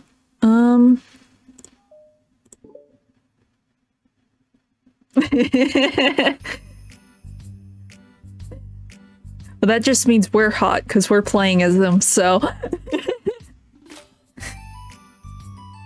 Let's see, am I bothering you? No. Okay, just checking. It's hard to tell since you always look so into it when you're reading. It makes me scared to interrupt. Well, it's within my expectations to be interrupted when I read here. It's mainly when I'm by myself that I don't like it. That makes sense. I guess if you're here in the first place, then you're more ready to socialize, even if it takes a little bit of prodding.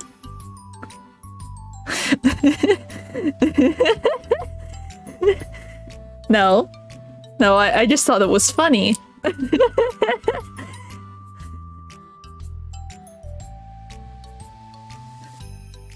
It's not so bad to be social if I let others do the work, so it can be healthy to put myself in a social environment every now and then. It's mostly difficult when I don't know anyone, or there are too many people, or everyone is being too silly for me to keep up with. Yuri glances across the room at Sayori and Natsuki. Sayori has her head cocked and her mouth open, trying to catch pieces of cookie that Natsuki is lobbing into the air, but the pieces keep bouncing off her face and hitting the floor. Maybe I should say something. No need, they just ran out of cookie. What a waste. They've really become good friends, haven't they? I'm happy. Sayori seems particularly good at making that happen. But the two of them are both on the energetic side, so I suppose it works out well. Yeah, come to think of it, you and I haven't had many chances to talk one-on-one, have we? Though that may be partially my fault, since I'm supposed to be the one engaging club members. Not at all. I've probably formed a habit of drawing minimal attention to myself. The responsibility is equally on me, at least to display some openness to engage. Well, what about during times like lunch? Do you meet up with friends? I just read. Oh, but I like it that way. It feels nice to be carried off again after the morning classes. Do you always read fantasy? Oh, not always. I suppose it's all I've read recently, but only because I'm in the middle of this series. There's still 2 more books after this one. I guess those long books suit you well, since you spend so much time reading. Well, fantasy may be my favorite, but after that, I'm more or less indiscriminate to genres. I can't read. What is my problem? I'll read anything with depth and maturity. Oh yeah? Even like romance? Well, there are a lot of books that have elements of romance in them. Oh, come on, Yuri, you know what I mean. Monica lowers her voice. It's a guilty pleasure of mine, so I won't tell anyone if you do. Maybe, more when I was in middle school. I mean, I was really lonely and people were mean to me a lot, so I just... It kind of felt like... please don't make me think about my past. Sorry, I just got super curious. You know, we should totally pick out a romance novel to read. That would be so much fun. Absolutely not. Really? Even if it was just between us? Try asking someone who has no shame, like Natsuki. Ouch. Sorry, I swear I didn't mean that. Well, I guess it was my fault for pressing you. I'm like that for things in my past too, you know, things I feel too embarrassed to re-experience. There's nothing wrong with growing out of those things. It happens to everyone. For instance, Natsuki's interest in manga reminds me quite a bit of how intense I used to be about my own interest. It makes me think that she'll likely grow out of it too. Hey, were you talking about me? No, we were just thinking about how our interests have changed over the years. When did you get into manga, Natsuki? Like a couple years ago, I guess. I was already sort of into it before that, but I wasn't really going hard until then. Oh yeah? What was it that inspired you to get more into it? I don't know. I guess, let me think. It was after I discovered a series that I really liked. Yeah, I was just like really fed up with a lot of things, and I got super into this one series that I really related to. I guess I had an edgy phase where I just hated everyone around me and wanted to be myself. Hey, kind of like Yuri. Monica? Sorry. That's completely wrong, so... It's still cool that you both really found your thing. They're almost like opposites, but it sounds like they helped you a lot through hard times. You know it. Wow, wow, what the heck? Is that the book you... Blah, blah, blah, blah, blah. I'm like reading ahead instead of reading where I'm actually reading, and I keep grabbing wrong words. Is that book even bigger than the last one you were reading? It's technically slightly longer, but not very much. How high do you think it would go if you stacked up the whole series? Natsuki estimates by holding her hand high above her head, sizing up an imaginary stack. I should get one of those mangas that's like 50 volumes long so I can say I've read more than you. Not that I have money for that. Please, that would hardly count when your books only have a few words per page. I know, I was just joking. I could never actually read books like yours, it's too boring for me. Yuri stood to glare at Natsuki. Yeah, it's like I read ahead of myself. When I'm just reading to myself, like not reading out loud, it's fine because I get like the whole idea in my head. But then when I read out loud, it's like, oh, I need to read like the end of the sentence at the same time as the start of the sentence. What is this?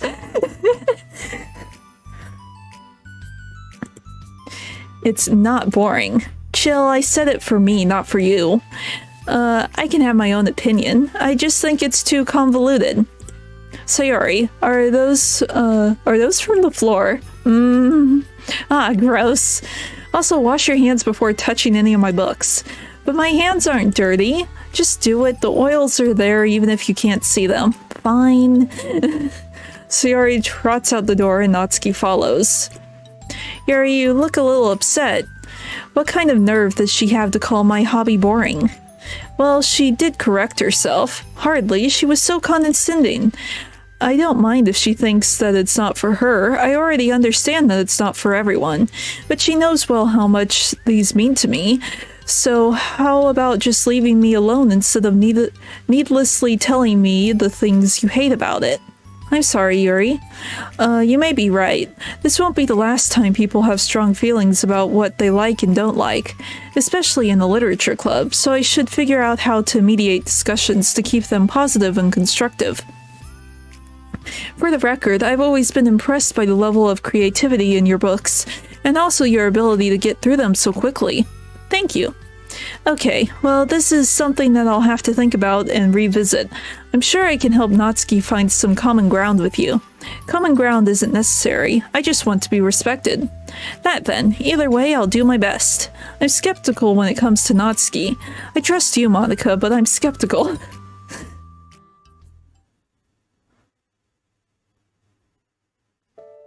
Okay, everyone, we have a special club meeting today.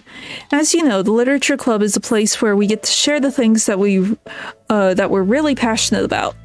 But that also means we should be mindful of how we respond to each other's feelings. I think we have a chance to turn our differences into positive energy for each other. Aren't you being a little dramatic about this? This is important to me. Well, sorry, I just feel like I'm being accused or something. No, I'm not accusing anyone of anything. I'm sorry if it came off that way. But our conversation yesterday made me reflect on the power of language, and I thought it would be good. Blah, blah, blah, blah, blah. And I thought it would be a good topic for the Literature Club, don't you think?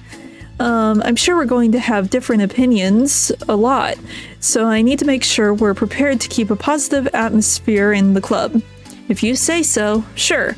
The cool thing about language is that it gives us a lot of different ways to express the same idea or emotion. We have a lot of control over how we want the other person to feel when receiving our thoughts. This goes for poetry, narratives, casual conversation, basically anything. For example, Sayori, what is your favorite food? I have them organized by category. Should I start with snacks or do you mean full meals? Should I include breakfast? Oh geez. Okay, how about your favorite fruit? There would be a lot of it, and most of it would be from this series, I'm pretty sure.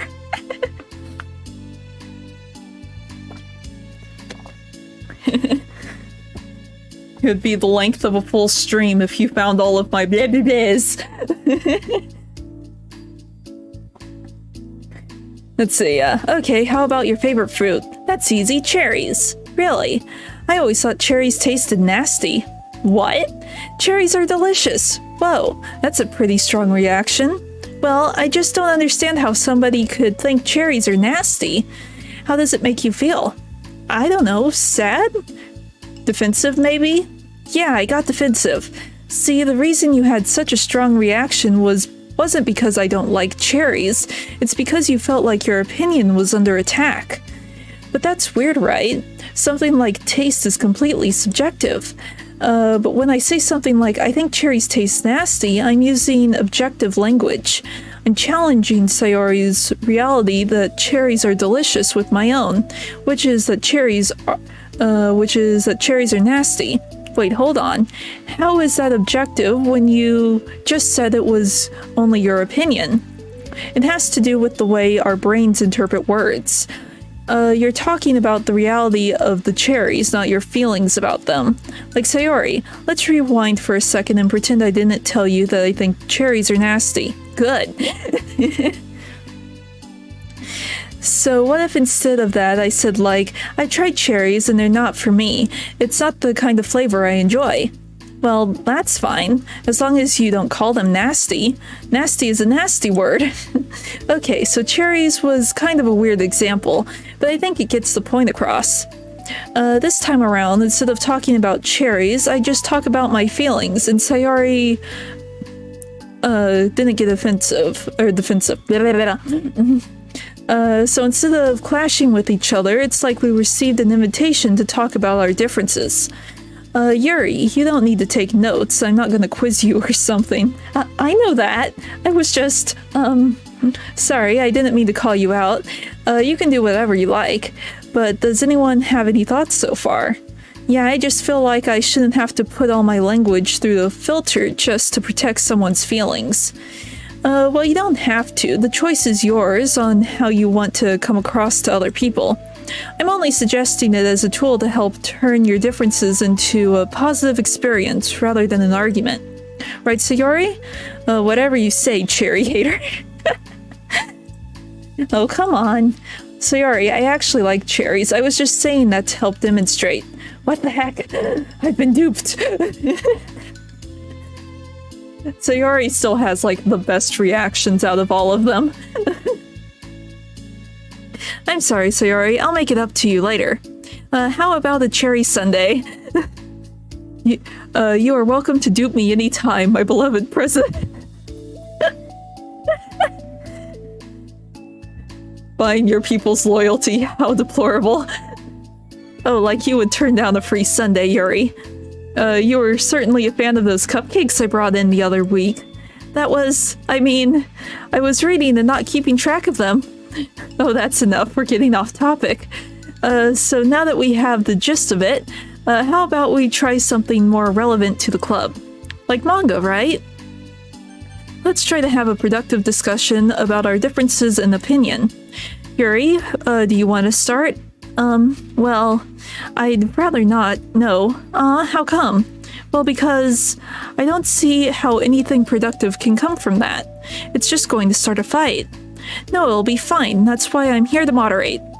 Let's just have a calm, rational discussion. Yeah, give me a little more credit. I'm not a child. You don't have to coddle my feelings.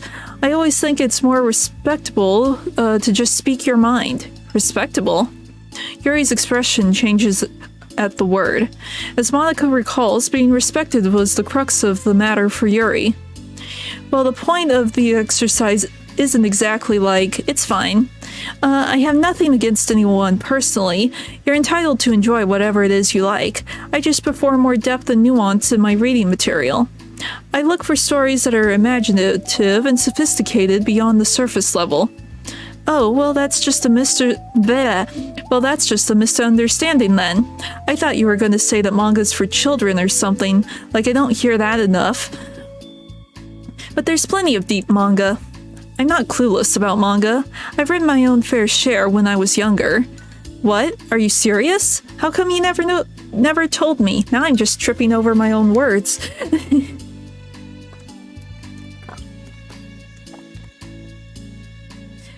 Because I'm past the point in my life, and I really prefer not to revisit it. I prefer more mature things now. Excuse me. Okay, hold on. Can I jump in here? Let's try to keep things subjective. Or Demon Slayer, or Attack on Titan, or... Clearly, everything that is drawn out with characters has to be for children. I'm with Natsuki on this one. It's very annoying. Like I said before, Natsuki and Yuri, they both have personality traits and opinions that are sort of relatable to me.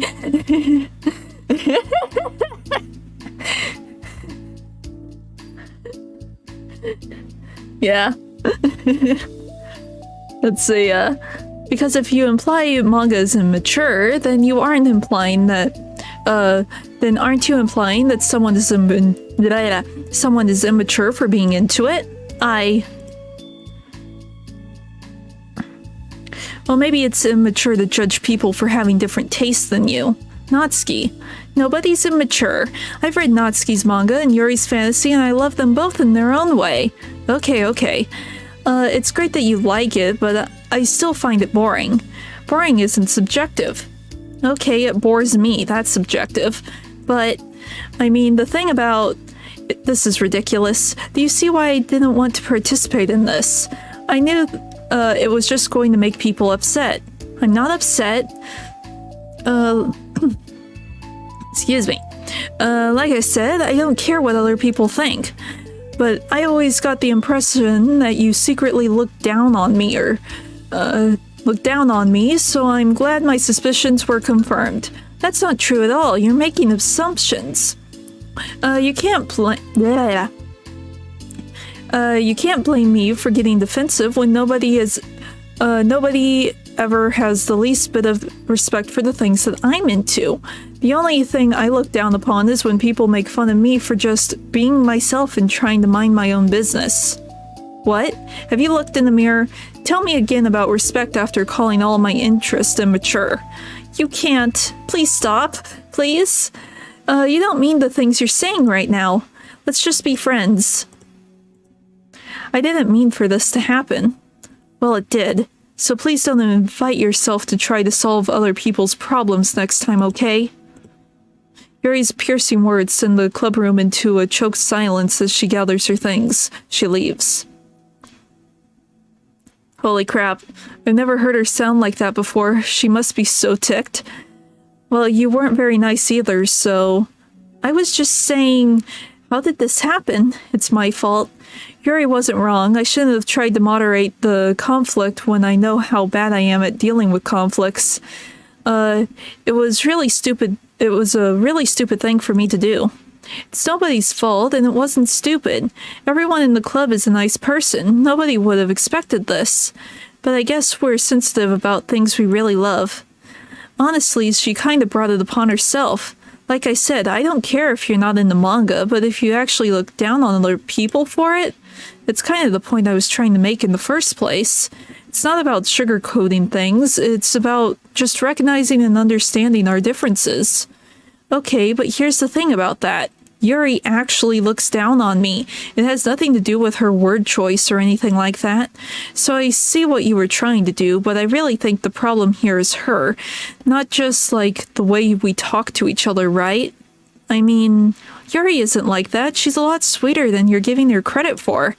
I'm sure she'll be reflecting on this. I actually think everyone should. It'll be fine. I'll figure something out. Wow, I'm just like saying that instinctively. I'm just setting myself up to cause more problems. This wasn't your fault, Monica. You don't have to beat yourself up over it. If you ask me, it's good that the truth finally came out, because I can just move on now. But, it's fine, I promise. Let's just get our mind off this, okay? In fact, it's a good opportunity to read some manga without having to worry about feeding Yuri's superiority complex. Don't be mean. I'll talk or read manga or whatever you want, but don't be mean to my friends, okay? Sorry. I'm just bitter. Everything will be okay. I mean, I don't have the answers, but I at least know that we're all good people and don't want to hurt each other. This will be a learning experience. Monica says that, but her uneasiness is given away by how much she has to force the reassuring tone out of her voice. This was bound to happen eventually. Natsuki and Yuri have always engaged with each other the least out of anyone, and this is the reason. As Sayori and Natsuki proceed to distract themselves with manga, Monica sighs to herself, unable to shake her worried thoughts. Will the club really have to just come to terms with the fact that some members will be incompatible with each other? Monica desperately doesn't want to admit that, and she knows Sayori doesn't either. But for once, a solution doesn't seem to be in sight. We got more mail! Let's see. Okay, who's responsible for creating the Twitter account for Monica? I think it's hilarious, but for goodness sake, don't tell Paula. I would get 404'd in a microsecond.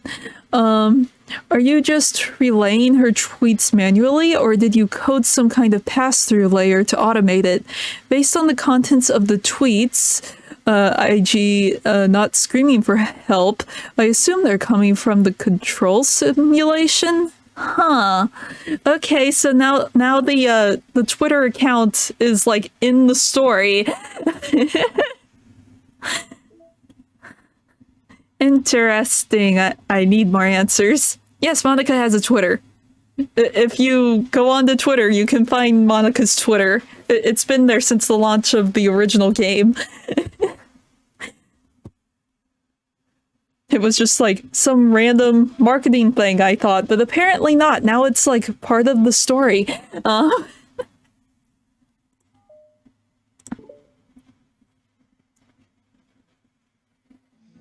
A new day arrives. Sayori arrives at the club room earlier than usual, that is, not late. As she enters, it appears to be empty still. So she sits down at the desk and pulls out a sheet of paper, primed to jot down her thoughts. Sayori has made a habit of scribbling her thoughts and feelings onto paper whenever possible, as it tends to serve as her best inspiration for poetry. My heart feels vacant because the ship sailed away. Yo. Yeah. Natsuki. Natsuki pokes her head out from behind the closet door. Sorry, I didn't mean to scare you. But it would have been a lot more awkward if I didn't say anything. I doubt you want me listening in on your poetry thing. Yeah. Thanks for realizing that. Should I let you finish that up then? Oh no, it wasn't. I mean, I just want to do it whenever it's convenient. You're not interrupting.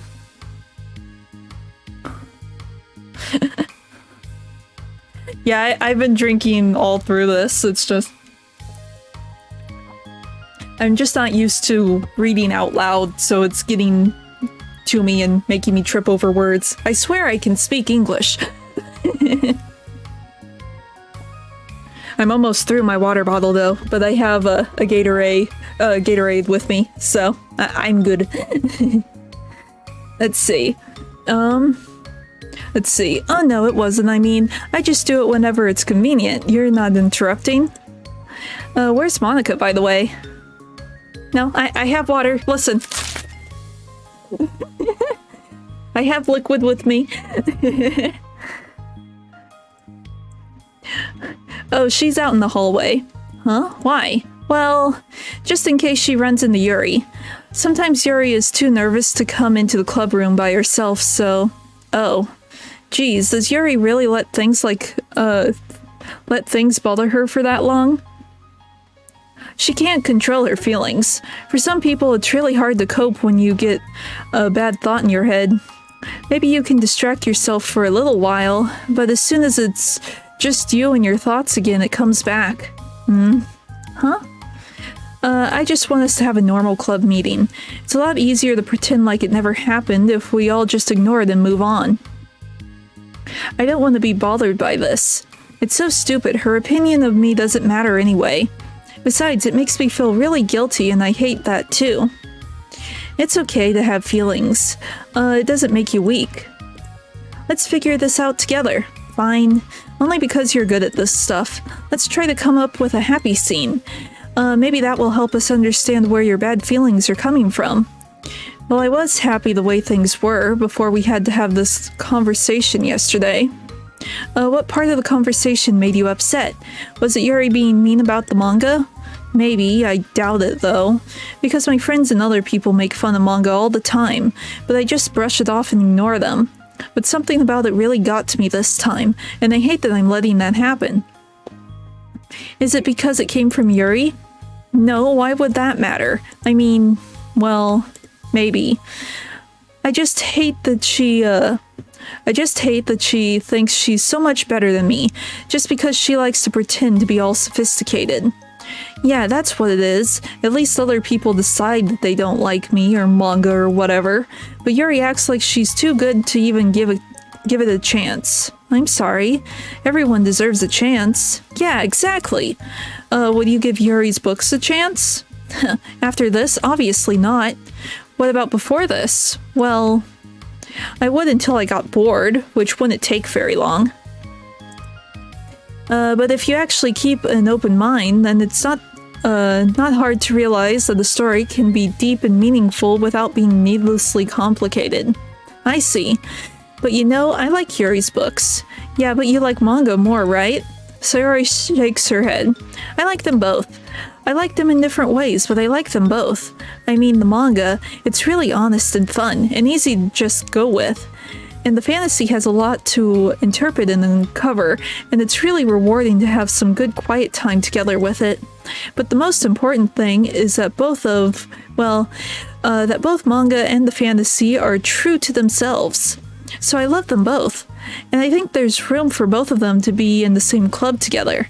And I just feel like maybe they have more in common than you would think. How do you get along with everyone so well? I always get into fights with people. Like first with Monica, and now when I was new to the club, and then it was you, and now it's Yuri. And I'm always like, oh, that person is being such a jerk, and if they just realized that, then we could could at least get along. I'm doing it again. I'm reading like the last word in the sentence when I'm still at the beginning of the sentence. But nobody else has this problem. I just keep running away from the reality that everyone's just a jerk to me because nobody likes me. And I don't know why, and I don't know what to do about it. I don't know what's wrong with me. I hate it. Natsuki. Sayori puts a comforting hand on Natsuki's shoulder. You're a wonderful person. You deserve to be loved as much as everyone else. Everyone has different ways they like to communicate, you know? And sometimes that makes it harder for us to understand each other. I think that sometimes we get lucky and we make friends who are really good at the same kinds of communication, and it feels like you magically connect with them. But other times, even if both people are really nice, it's easy for them to misunderstand each other or get the communication wrong. It's something that Yuri struggles a lot with too. It can be really hard. It takes a lot of reflection and self-awareness and vulnerability. I'm bad at that one. Vulnerability. I always have to be the strongest. What do you mean? Tell me about that part of you. Well, it sounds stupid, but I'm really used to people being mean to me. Like my friends, and I guess my dad. Like when I don't get good grades, or even stupid things, like if my room isn't clean. So what am I gonna do? Cry about it? If I let myself get upset, then it's just letting them win. I'm better than that. I'm better than all of them. So things always have to be everyone else's fault. It feels like if something goes wrong, and if there's a tiny hint that it might be my fault, then I just get really angry and I find ways to blame everything else instead. Do you see yourself as better than Yuri? If I said that, then I would just sound really full of myself. No, our thoughts and our feelings are two different things. Even if we don't like our feelings, we have to understand them if we want to learn more about themselves. And that's a part of... So, whatever that was, it was on Twitch. Apparently they did. Monica found the important computer files, apparently, or the important stream files, something. Clearly Monica did this. We're getting too used to the wholesomeness. Do we exist? Was it? Oh, what sort of glitch? Was it like frozen or something? I honestly don't know what's going on. Yay, I do exist. That's good. That's good. My stream reports are saying that everything is good. Oh, weird. Weird. I have no idea what's causing it, because all my settings say that everything is fine. Everything's in the green. No dropped frames, no nothing. Weird. Weird. Maybe Twitch is just having some issues today. I don't know. Okay, let's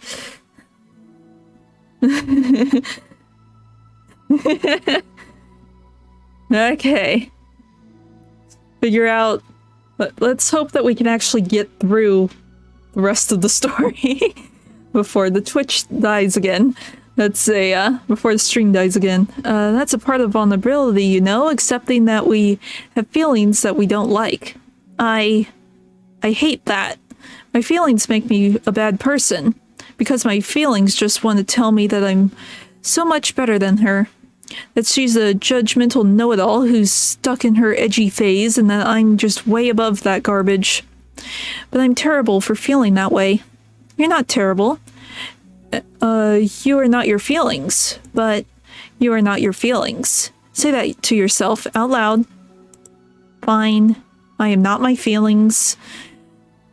The way I like to picture it is that those feelings are like your roommate. You live in the same house and you gotta see each other every day. And even if you can't ignore each other most of the time, you're gonna run into each other every now and then. And it's gonna make you feel like poop.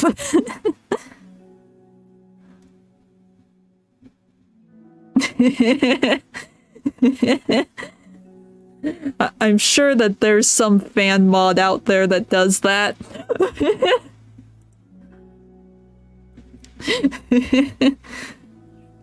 So the other option is to get to know each other. You can communicate and learn from each other and maybe even help each other change for the better. Does that help you understand? How do you know so much about this stuff? I just have a roommate that can be really hard to get along with, called depression. Depression? But you're like the happiest person I know. I am not my feelings. So much pain. I want to be a good person like you. You little sweetheart. We're all good people. You and Yuri and Monica. And I think Yuri will eventually learn that about you. Oh no, did it? Oh no. Oh no. It's showing that it's still going on my end. Okay. Weird. Let's see, Natsuki remains silent, feeling a little overwhelmed. Despite Sayori's kind reassurance, a complicated mixture of pain and sadness seems to fill her, as though flowing from a wound inside her. Was it a result of her vulnerability? Well, let's see, on my little preview thing, it looks like everything's moving smoothly. My stat window says everything's fine. So maybe Twitch is just being stupid.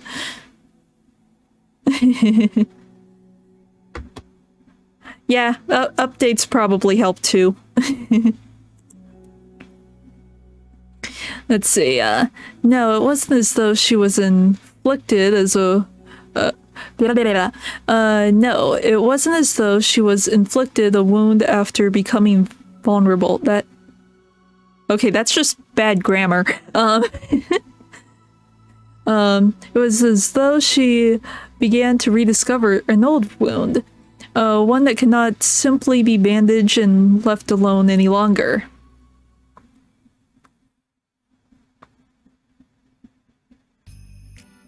Yep, typo. Woo! We found the typo in the literature club. Oh no. Yuri, what are you doing all the way over here? I was looking for you. Please don't yell at me. Oh, I'm not gonna yell at you. I just wanted to say that I'm sorry about what happened yesterday. It was unfair of me to put everyone on the spot like that. Next time I won't just try to jump in and solve everyone's problems. I guess it's a bad habit of mine. You're not mad at me?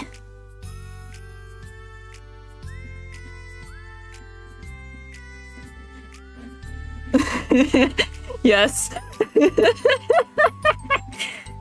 I know there's like several volumes of manga that I have where I found the typos and it's like, no, this is wrong. This is this is very wrong.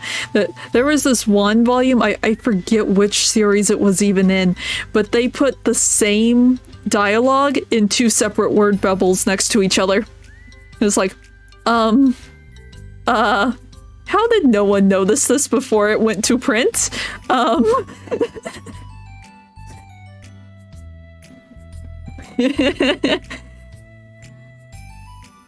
Let's see, you're not mad at me?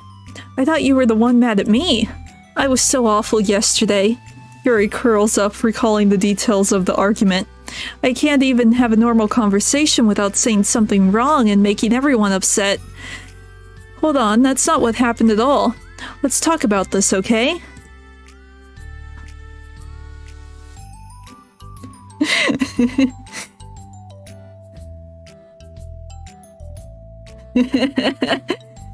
Maybe. Well, I would assume that the editor would know this, because there's a translator and an editor, so I would assume that someone would know this in all of the process.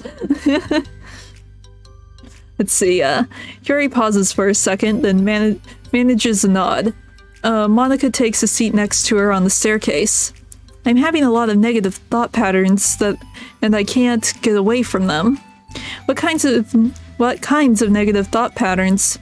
Like everyone hates me, especially Natsuki. Aw, that's terrible. I don't think Natsuki hates you. How do you know? Well, because Monica thinks back to the time that she herself found herself in an altercation with Natsuki, and how a display of maturity from Monica was enough for Natsuki to reevaluate her own feelings as well. I think Natsuki is just naturally defensive. I think she acts mean when she feels like she needs to protect herself.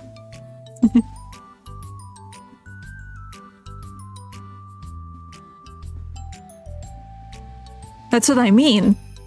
The editor should have noticed that they copy and pasted the wrong words in the wrong spot, because I'm pretty sure it was one of the mangas that I had sort of been reading in Japanese, and it's like, I know there are different lines here.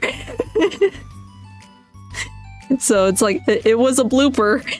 It was a major blooper, but a blooper.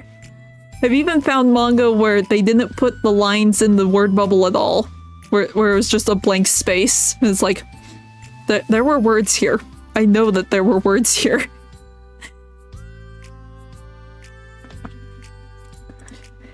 Let's see. But you know, she's really not a bad person. In fact, I think she can be really thoughtful and considerate. She just, well, I guess the way it works is that she wants to receive some degree of kindness first before she feels comfortable returning it. Oh. But that means the burden is on me. And I don't know how to say things that make people like me. Every time I open my mouth, Yuri shakes her head at herself and tugs on her hair. It's okay, Yuri. You don't need to beat yourself up. I think anyone would like you if they had the chance to get to know you.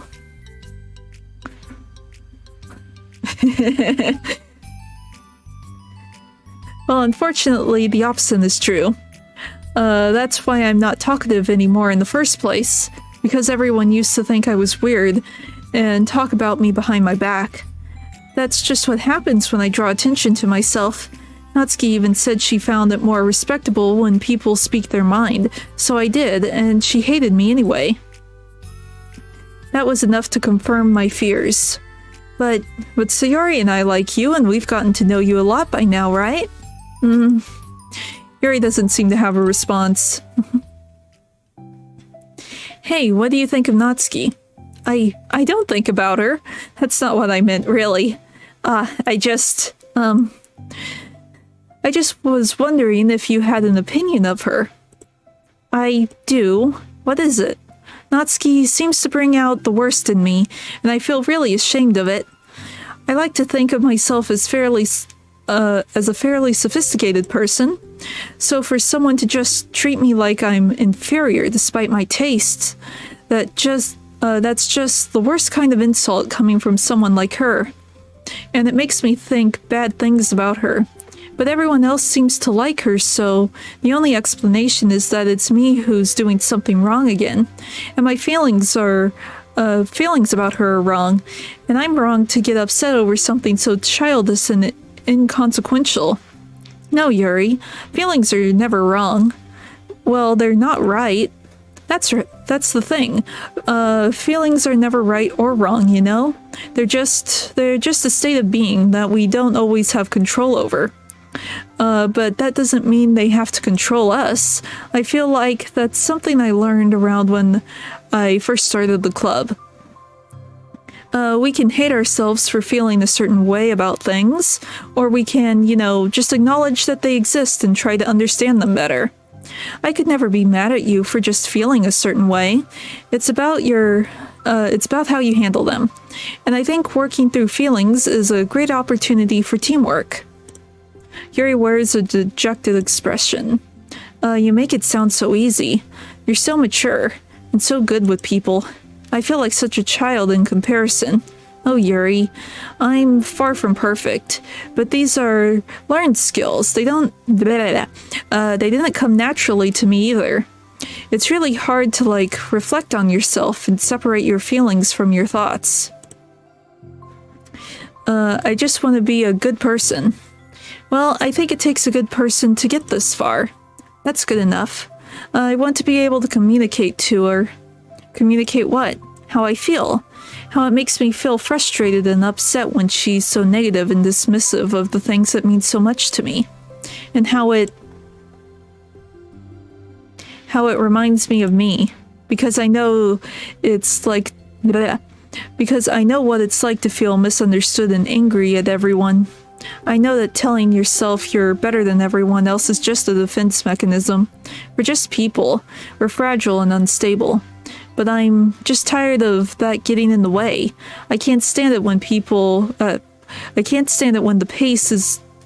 peace is disturbed like this. Wow, I can't read that word apparently. Yeah, you can't focus on your reading when the peace is disturbed, right? Because the literature club should be happy for everyone. Monica looks at Yuri in adoration. I feel like Sayori must be rubbing off on me, because I really want to hug you about now. Sorry, I didn't mean to make you uncomfortable. No, I mean, well, if you wanted to, then I wouldn't really mind, so... Monica pulls Yuri into a short embrace. You're so gentle, and I love when you communicate your feelings. I feel lucky to get to see that side of you.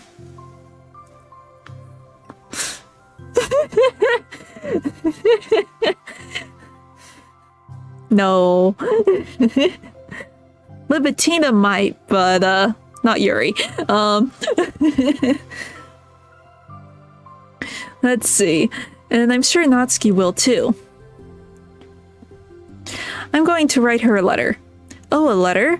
What a great idea. Just because I'm not good at talking, especially under pressure. I always let my feelings get the best of me, and I forget to say all of the important things, and I say the things I don't mean. Well, I think a letter would be wonderful. Such a nice way to communicate. Yuri's face hardens with determination. People don't naturally gravitate towards me like they do for you and Sayori. My personality just isn't suited for that, and I wouldn't want it to be. But something I've learned is that friendships don't always just magically appear out of thin air. For instance, I never would have seen myself making friends with someone like Sayori. We're opposite in a lot of ways. But I'm friends with her because she put so much effort into understanding me, so that we can get along. I think it was the same with you. You both gave me a lot of time and patience, and I wonder if she feels the same way. Natsuki? Yuri nods. I always thought that if I wanted to make more friends, I had to be somebody that I'm not. That there's a type of person or magical formula I have to follow in order to make someone like me. And that's just like me to think that. Always so occupied with myself that I fail to understand other people. Yuri shakes her head. Friendship happens when you think about the other person. When you offer time and effort to understand them and respect them and trust that they also want to be a good person. That's what I learned through my observations in the literature club. observations. Monica is caught by surprise. Yuri has always kept to herself so much that it's so unusual to hear her suddenly talking about the club like this. But Yuri gently smiles to herself. You always let me listen to your thoughts about people, Sayori too, and it makes me happy because I learn a lot of things. That's so sweet. I had no idea that it meant so much to you. Monica never thought much of it, but in the past weeks, Yuri always seems to be especially attentive when it came to the problems and concerns of others. Always wanting to listen and learn more about her friends in the club. It's true, Sayori and Monica are naturally more comfortable with other people and can more easily work through situations of conflict, but that doesn't make them better people. Everyone has strengths and weaknesses and the capacity to improve, and the first step towards improving oneself is reflection and self-awareness. It's something that Yuri never gave herself enough credit for, but that Monica can recognize as an incredible trait. And with that, her confidence in the club is restored. A very shy girl with long pretty hair is wandering the bustling lunchtime hallways, her fist pressed into her collarbone. Oh, when she finds the literature club's president's classroom, she stands at the door, glancing all around her before peering inside. Monica's sitting and chatting with a group of unknown friends. Yeah, as expected, this was a bad time after all. Going to have water.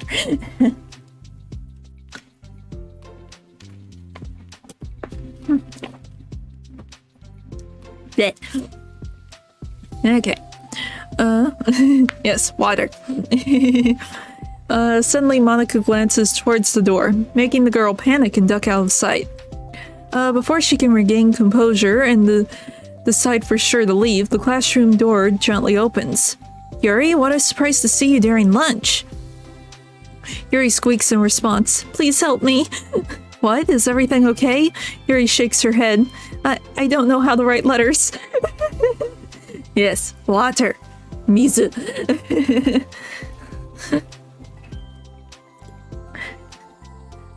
Thank goodness, I thought there was some kind of emergency. Monica briefly glances over her shoulder at her other friends. Do you want some help? We can go find an empty classroom or something. Is that okay? I feel bad taking you away from your friends. It's totally fine, I promise. We weren't really doing anything. One sec. Monica trots back to her classroom, says something like, I gotta go, to her friends, then grabs a pen on her desk and returns to Yuri. Okay, let's find somewhere quiet. Yuri nods and follows Monica as the two of them set off.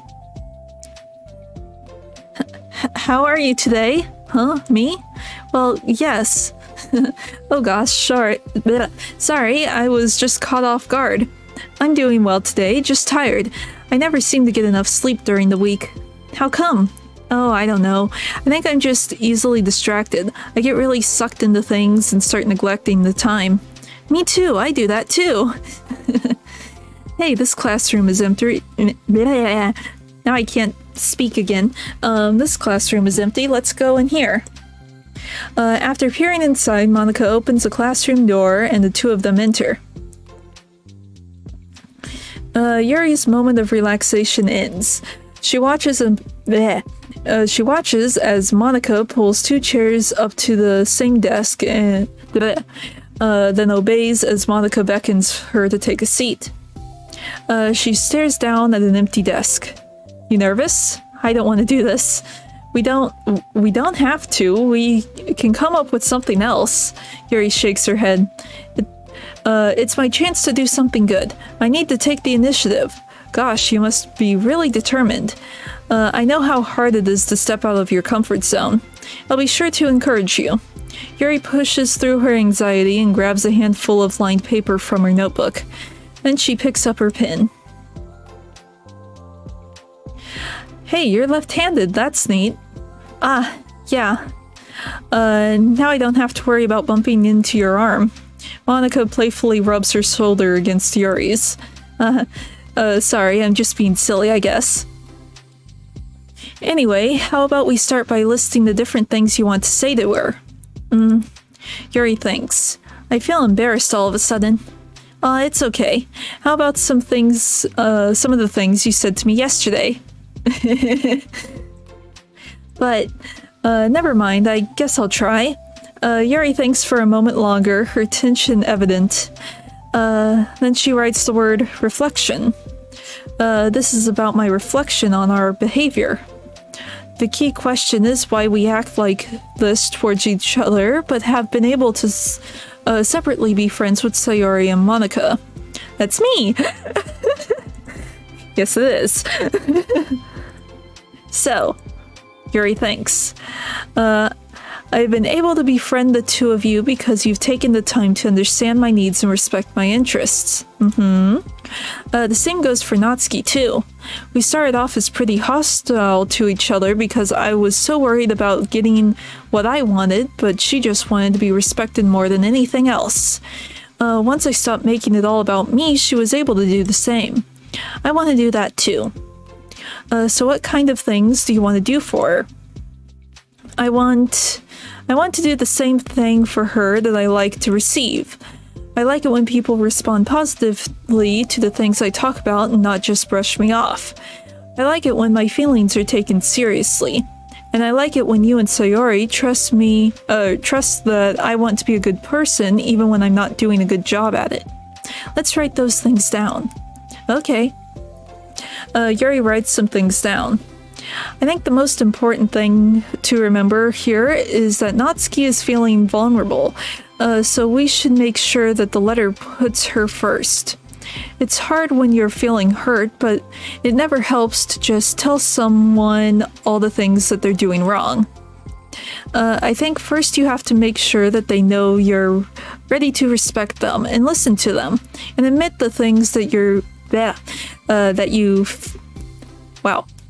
Wow, I can't read. And admit the things that you feel you could do better. Then finally, you ask what you would like in return. How does it sound for the structure? It could be 3 paragraphs, 1 for each of those points. I like that. My thoughts were so disorganized, I had no idea how to come up with any kind of structure. Like I said, this is all very wholesome. Since the main character isn't here, everyone is like friends and is nice to each other, and no one's like going insane. You're so amazing at these things. Oh, stop. You've done so much more than I have, you know? You spent so much time reflecting and being open-minded that that's the hardest thing for anyone to do. All I'm doing is helping you put it on a piece of paper. So I think you're the amazing one. Monica gives Yuri's hand a quick squeeze. But as she lets go, she's caught by surprise when Yuri curls her fingers to hook Monica's hand in place. For a while they sit like that in silence, save for the occasional scratching of Yuri's pen against the paper. Yesterday you told me something that I'm thinking about a lot. What was that? The thing about how feelings aren't right or wrong, and that they're just a state of being we need to come to terms with.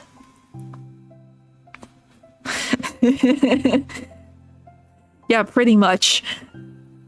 And it's just Monica. Let's see. It made me think about how a person's behavior isn't always just how they decide to be. It's also made up of their past experiences and their insecurities. I think that helps. I think that helps me see other people as actual people rather than as insignificant side characters who are out to get me somehow. Is that how you felt about Natsuki? Yuri nods. But in reality, everyone is always trying their best, and everyone wants to be happy. Monica peers over at Yuri's paper, but to her surprise, Yuri pulls it closer, partially covering it with her arm. I have to be able to read it to help you, you know. It's okay. My thoughts are a lot more organized now, after being able to talk to you about it. Now that I'm actually putting it on paper, I realize I really prefer others not to read it. Yuri laughs softly to herself, a rare expression. I'm kind of glad to hear that, actually. I somehow keep finding ways to butt into this whole thing. I've done enough damage. But it's also been so wonderful talking about this. I mean, I always thought you were really smart, but...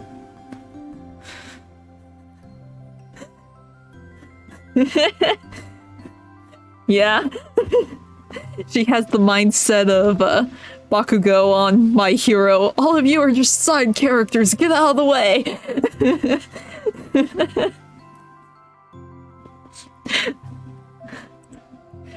Yuri smiles. I will always be terrible at these things. People are just so incomprehensible to me. I'll never get the hang of being one. But listening to you so much has really helped me make sense of some things. So just don't call it damage, please. Monica gives Yuri a gentle smile. I can't believe I came to this club looking for fantasy geeks, and all I got was real friends who value me. Is that a joke? Of course it is. I still can't tell with you. Sorry. No, I love it. Please never change. As you wish.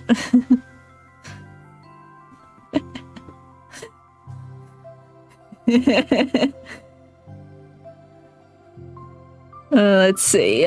Yuri glances at the clock. We're almost out of time. Will you be able to finish it? Before the end of the day, probably. But I don't want to come to the club the same day that Natsuki reads it. I'm too shy. I can give it to her instead if you like. Yuri nods. As long as you promise not to read it. Of course, I promise. Thank you. Yuri exhales and the two stand up. I'll message you when it's ready. Monica nods. Good luck. I'm here if you need me. Yuri returns the nod and the two depart. But will we be able to read it? Nope, we won't be able to read it. Oh, there's only one left here. Okay. Interesting. Yeah. I wouldn't put it past her. Okay, so... Oh, yeah, I know what that is. Huh. Okay, files. Not files. I keep clicking files instead of side stories. Okay. Last bit of water.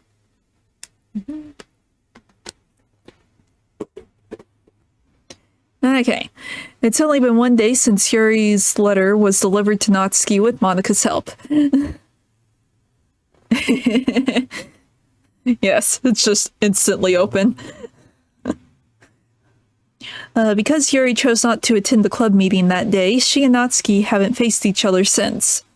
Although it's only lunchtime, Yuri finds herself anxiously counting the hours until she will need to face the outcome of her efforts, whether good or bad. And because the passing by of students was making her feel even more anxious, Yuri picked out the most secluded spot she could find to spend her lunch. Because this staircase is under maintenance, no student would have any reason in coming here. It's such a relaxing... I can't talk all of a sudden. It's such a relaxing feeling to have a moment of solitude in the middle of a frantic school day. Ha! What are you doing here? Yuri grips the book with enough force to wrinkle the pages beneath the pressure of her thumbs. Well, what are you doing here? I just came to get a drink from the vending machine. The other one is out of the drink I like. Yuri notices Natsuki fidgeting with a few coins between her fingers. She nods, avoiding eye contact. Natsuki also looking away, shuffles over to the vending machine. It's so quiet that every one of her movements seems to reverberate through the entire stairwell. After far too long, she finally receives her beverage, which she then fidgets with in place of the coins. It's some kind of iced tea. But instead of leaving right away, Natsuki just stands in place. She glances all around her. It's like way too quiet back here. It's creepy. I mean, that's not what I meant, really. I mean, it's totally cool that it's your thing or whatever. Like, I can see how it suits you, so not because I think you're creepy or something. I didn't mean that either. You know, I'm just gonna stop talking. That seems like a good idea. It's okay. Everything is okay. Yuri finds herself attempting some words of comfort after hearing Natsuki stammer herself into dejection. Seemingly in response, Natsuki approaches the base of the staircase and hesitantly sits herself down near Yuri. Well, I can leave if you want. Yuri shakes her head. Natsuki twists the cap off her drink and takes a sip. Despite receiving Yuri's general permission, Natsuki doesn't say anything more.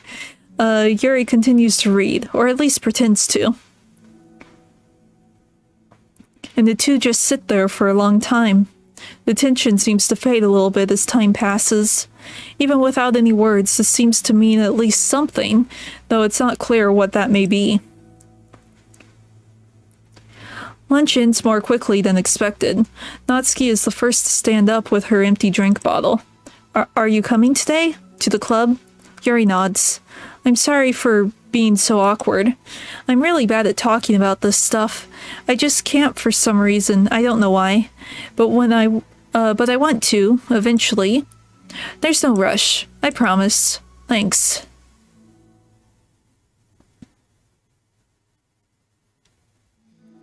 It's the next day. Natsuki appears from around the corner and steps up to the vending machine, glancing at Yuri as she does. Today, she seems to be holding some kind of book as well. Oh, you're here again. Well, I just came here to read this because there aren't any people around here. Oh, I thought you didn't like how quiet it was. Well, I don't, but there's no people here. I see.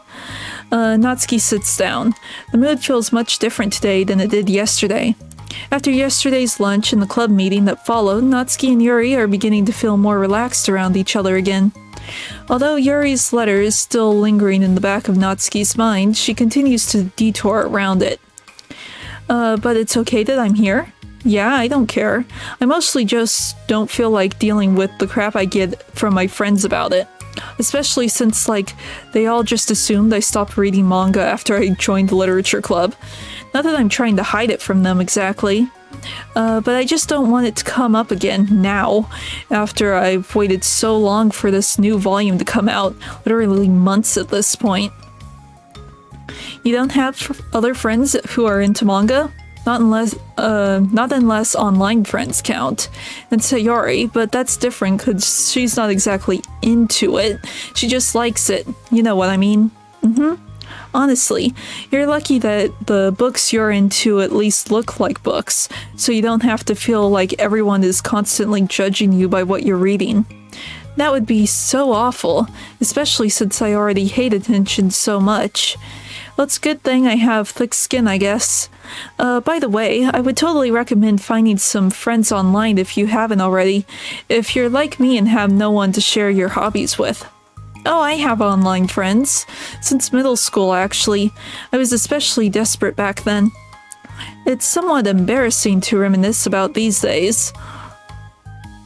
Sometimes I feel like the me from a few years ago would have benefited from a good smack across the face. Oh, whatever. We were all just stupid kids back then anyway. Some of the fanfics I wrote, thank goodness I used a pseudonym. But I liked it at the time. I got a lot of fulfillment out of it. And plus I can look back and say with confidence that I've become a better person since then. So I don't think I would change anything. I wonder if a few years from now we'll think the same thing about our current selves. Probably. That doesn't make you uncomfortable? No, of course not. I don't care what other people think of me, especially someone who doesn't even exist yet. Alright, here. Natsuki raises her hand to her face and forcibly slaps her own cheek. That's me from the future, coming to terms with the me right now. Also, ow, I didn't mean to do it that hard. Yuri doesn't seem to react. But then, to Natsuki's surprise, Yuri shyly looks the other way before lifting her arm and doing the same thing to herself, loudly smacking her cheek. She turns red and stares into her lap, but is unable to hide a smile, as though it was a really funny joke. Oh, that's what I'm talking about. I didn't know you had it in you. I don't. I don't even know why I did that. Maybe I thought it would be funny? Sorry, I keep distracting you. You said you were looking forward to reading, but I keep going on about this nonsense. I'll let you get to your reading. Oh, right. Yeah, I guess I'll do that then. The conversation ends quickly, and Natsuki opens her book. The two read silently for the remainder of the lunch hour. But the whole time, Yuri feels distracted by a twist of regret over having so abruptly forced the end to their conversation.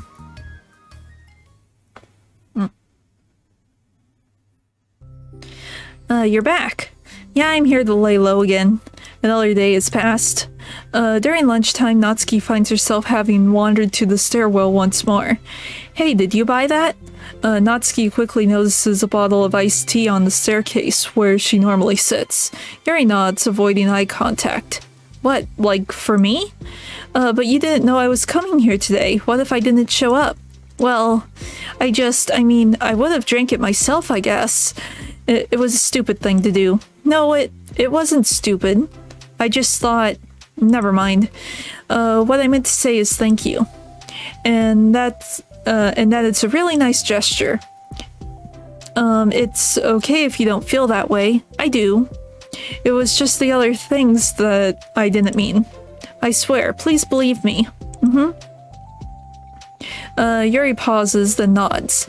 Talking is hard. I get it wrong a lot too. So I believe you. Natsuki exhales in relief. She then sits down next to Yuri and takes the drink.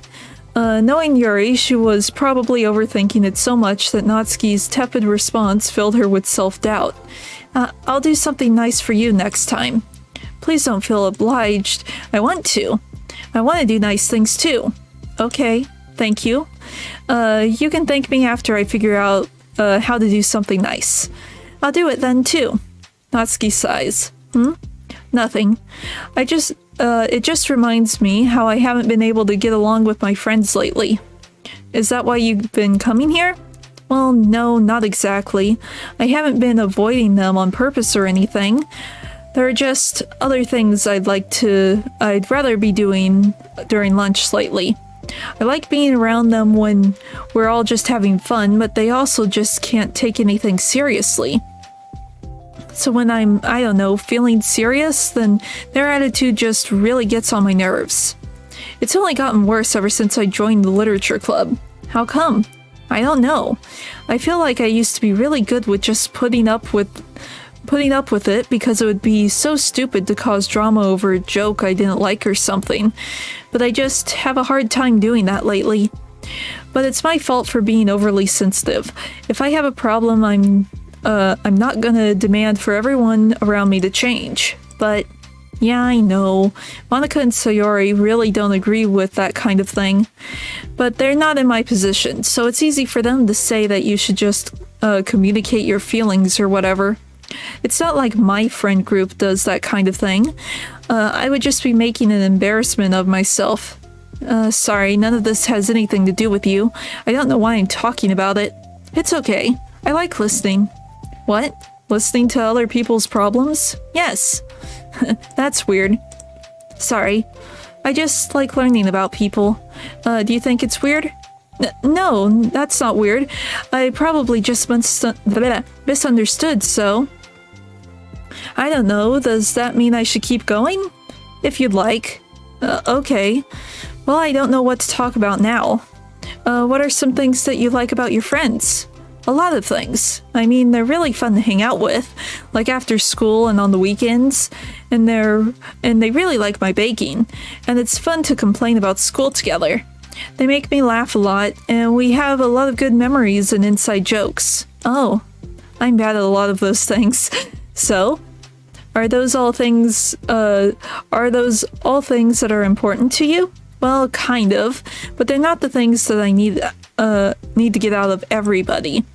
Everyone in the club is really different from that, but I'm still friends with them too. Well, Sayori really likes your baking. And she makes you laugh. And she complains a lot. That doesn't mean she's anything like my other friends. Well, unlike them, she's a nice person who cares about your feelings. Excuse me? How about you don't talk that way about my friends when you don't know anything about them?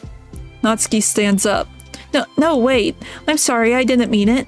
I didn't want to say something bad. Please don't leave.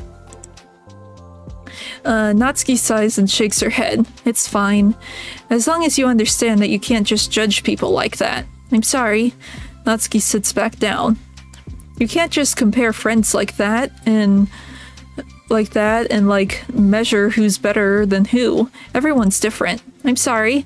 I just don't like people who want to hurt you. A moment of silence stretches between them. They don't want to hurt me.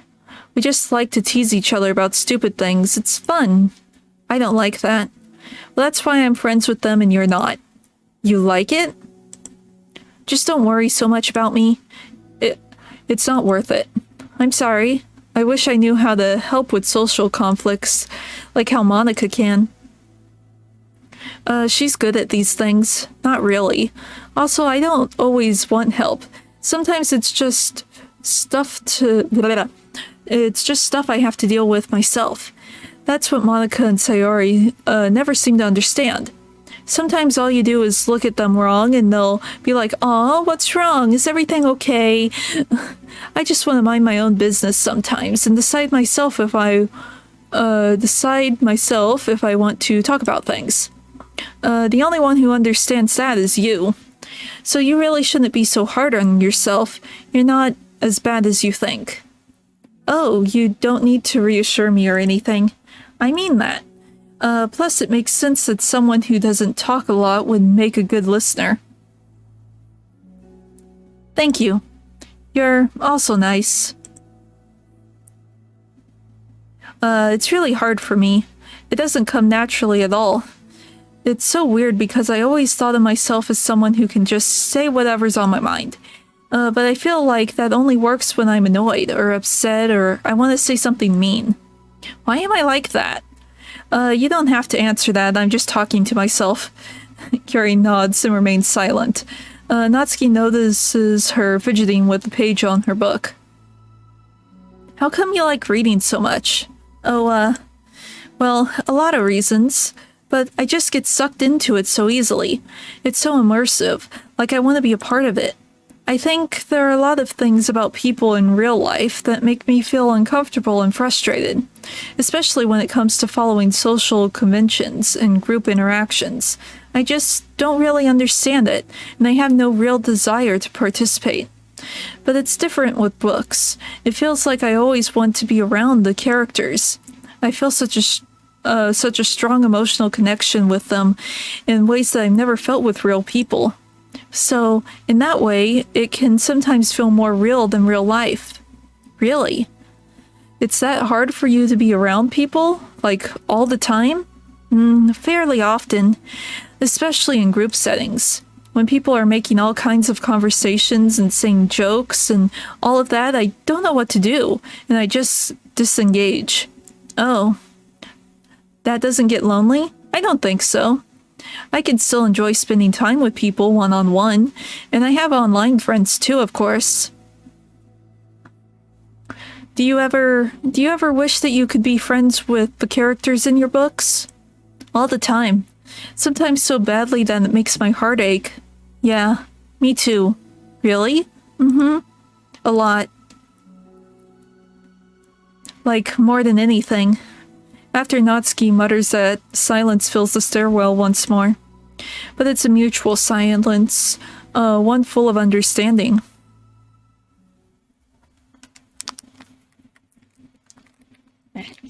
And, of course, the lid is stuck on my Gatorade.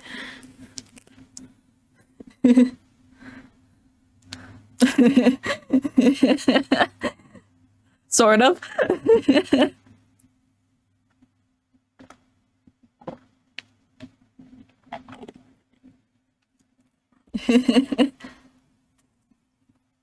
Then the characters in books and stuff are just so much more interesting than the people in real life. And the last one.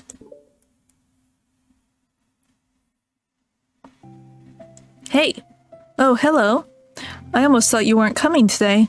Yeah, well, lunch is already more than halfway over. Natsuki had typically been meeting Yuri in the stairwell much earlier, since it had been a good way of dodging her friends when she didn't feel like seeing them. Today she's holding a large plastic container in both hands. I ran into my friends, so I hung out with them for a while. Is that so? Yeah. I was in a good mood today, so I figured I should. I hadn't seen them in a while, which I had to come up with an excuse for, but I expected that. Plus I have way more of these than I know what to do with, so I figured I would share with them too. As she sits down, Natsuki opens the lid of her container. You made cupcakes? You know it.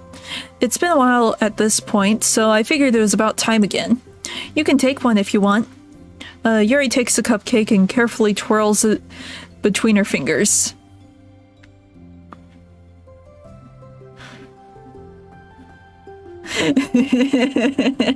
Yep.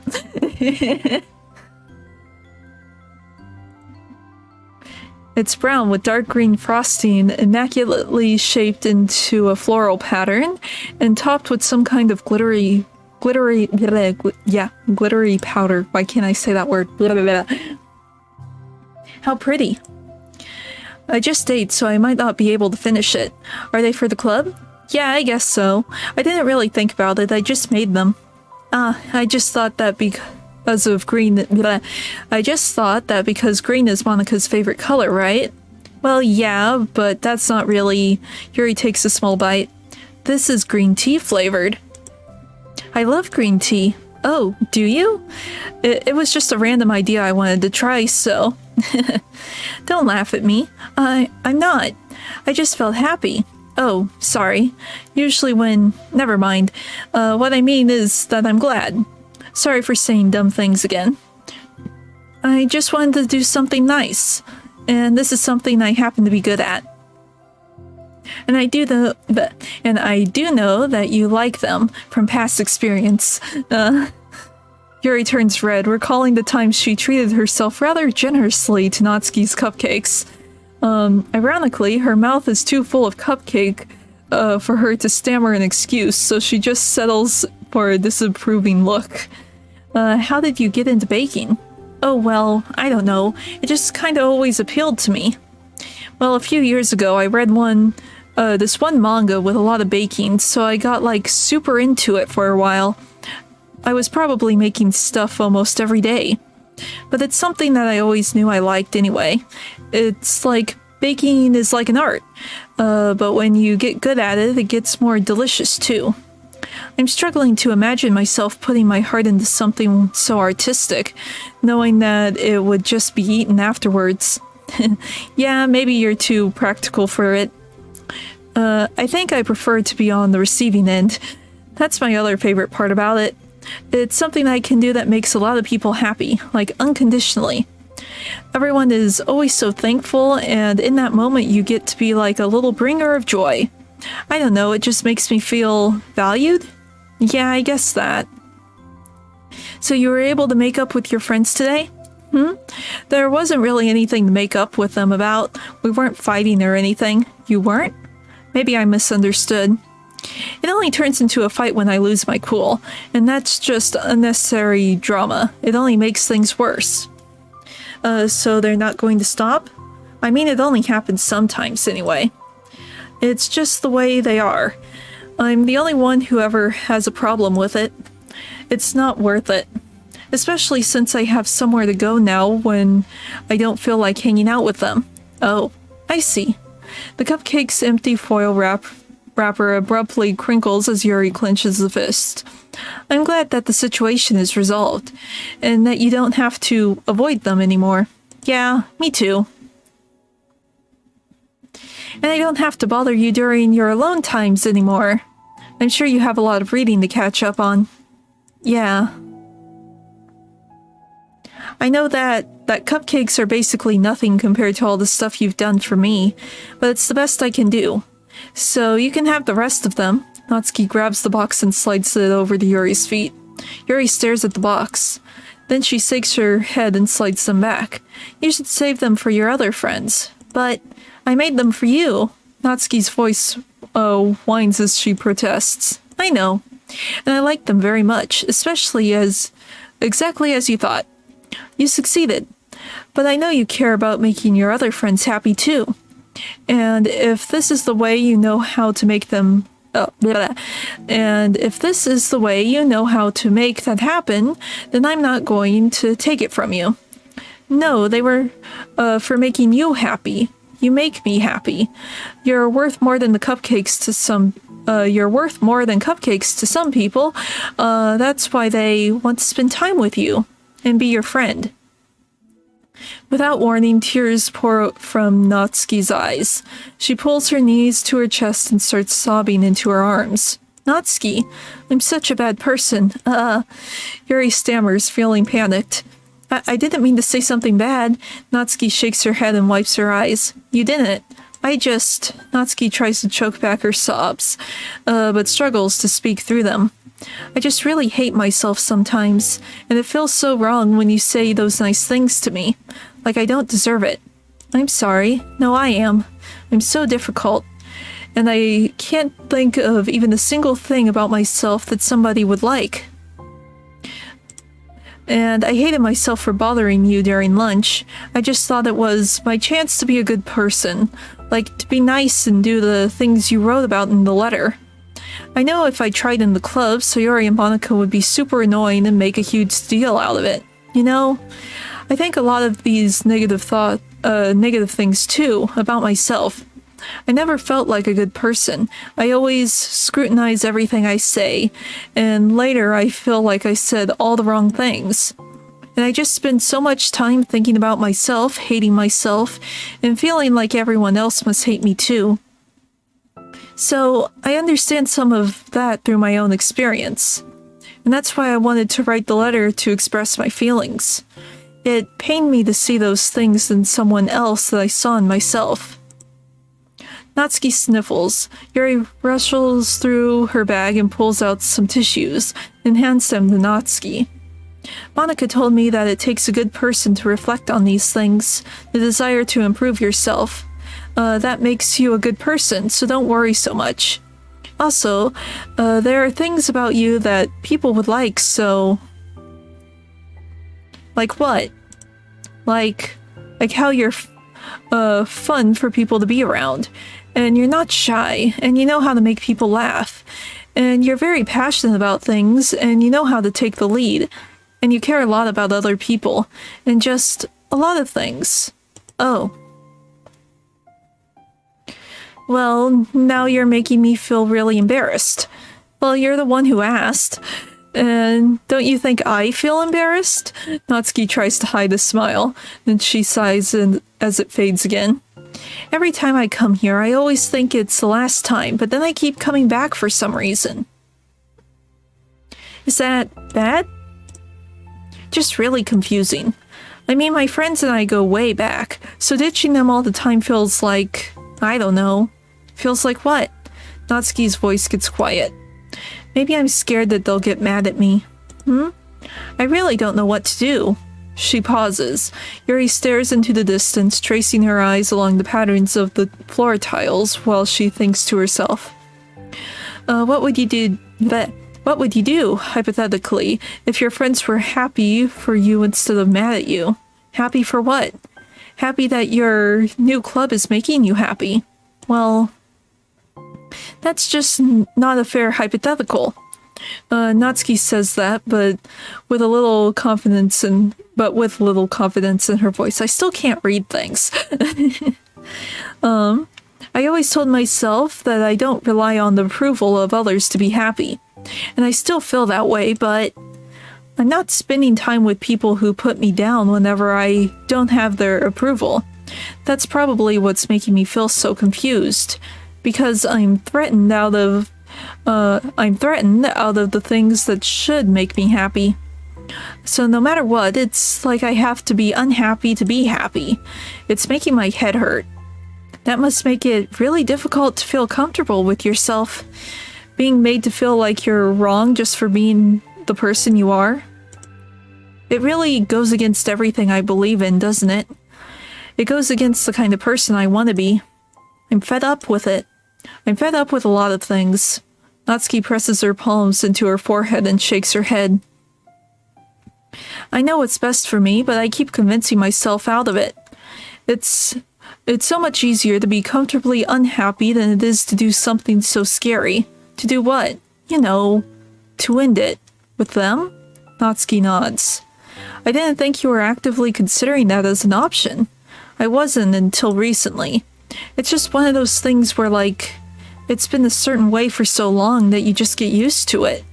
Like, so much of you has gone into it, so much that it feels like that's just how your life is. And throwing it away is like throwing away such a big part of your life. It makes me feel sick to think about. Natsuki sighs. It's just really scary. It's terrifying. What are you scared of? I don't know, a lot of things. Like being alone, not having anyone to talk to or hang out with, not being able to replace what I have with them. And I don't want them to hate me, and I'm scared they'll hurt me for going against them. Physically? Not physically, but... Yuri clenches her fists. Natsuki? What? If anyone even thinks to cause you harm, I will unleash hell upon them.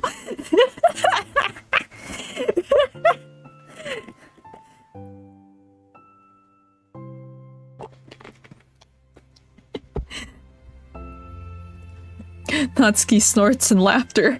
Don't laugh at me. Sorry, I like that. That's all. Yes, maybe she will sacrifice someone. Oh. Well, I mean it. I know you did. Natsuki gives Yuri an endearing look. I needed it. As the conversation lapses, Natsuki again slides her box of cupcakes over to Yuri. Just take them, okay? I don't want other people to have them anymore. Are you sure? Natsuki nods. I'm sure. I will then. I'll enjoy them. Natsuki looks away, but a feeling of warmth spreads throughout her. She holds on to that feeling, knowing it will give her courage.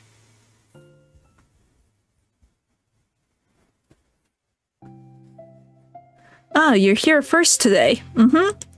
And you brought reading material. Natsuki is sitting in her usual spot, this time holding a volume of manga while her lunch sits beside her. Yuri sits down as well and opens her own book. It sucks when a good series has to come to an end. Like, it's such a big part of your life, and then one day it's just not...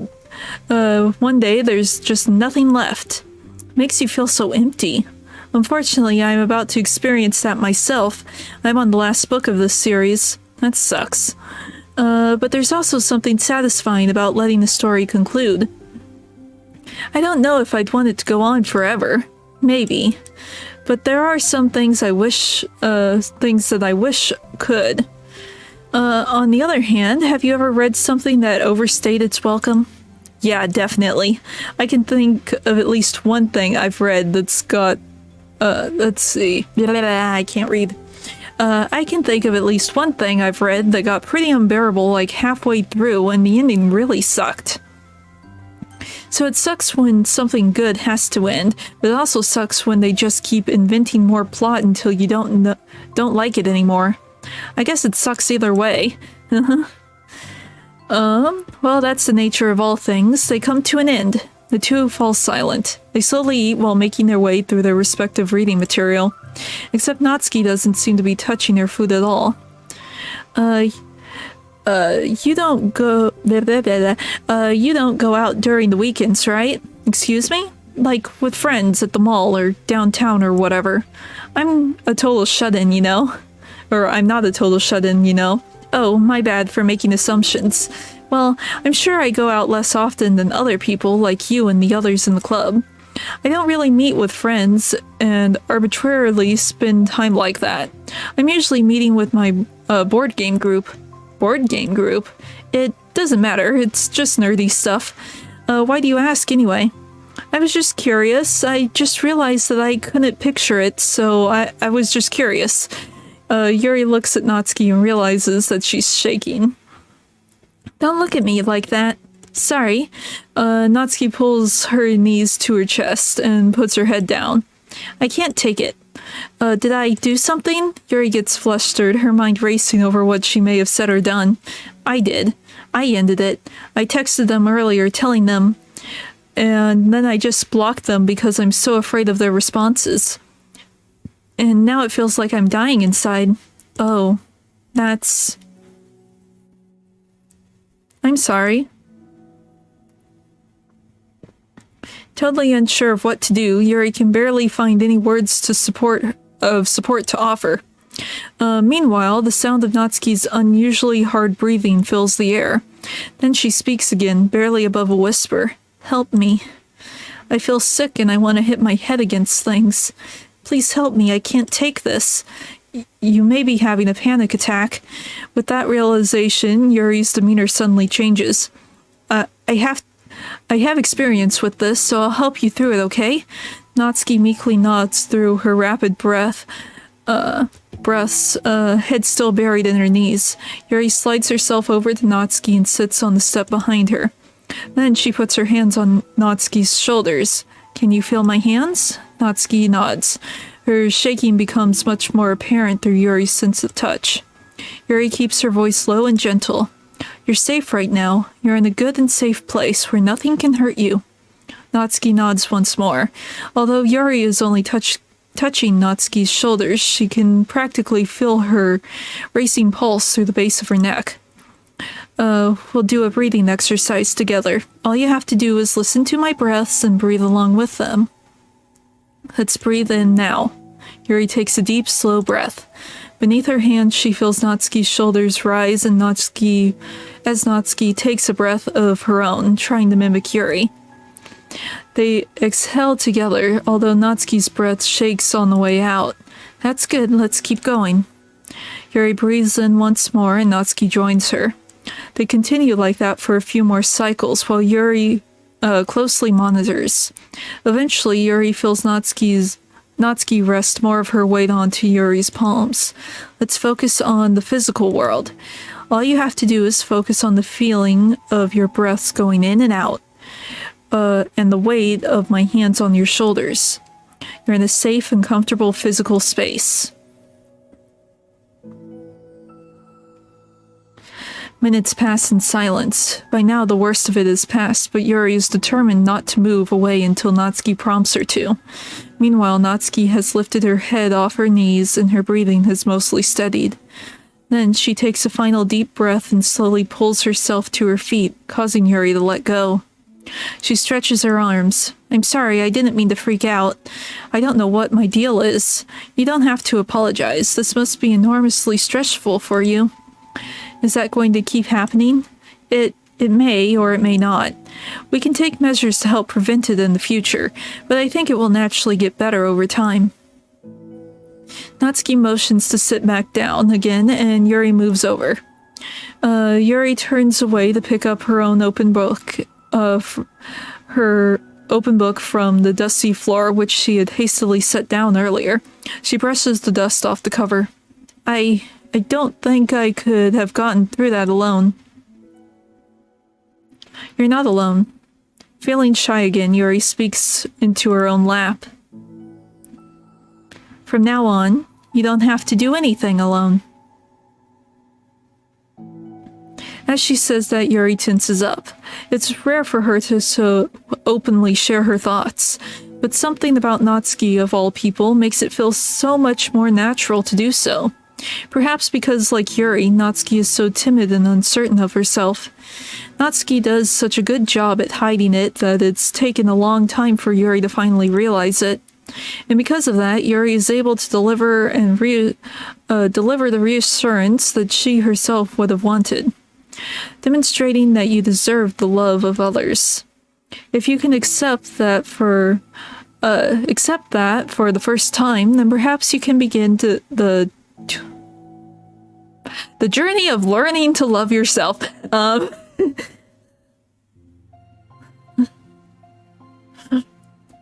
Do you really mean that? You're probably going to regret saying that if you do. How so?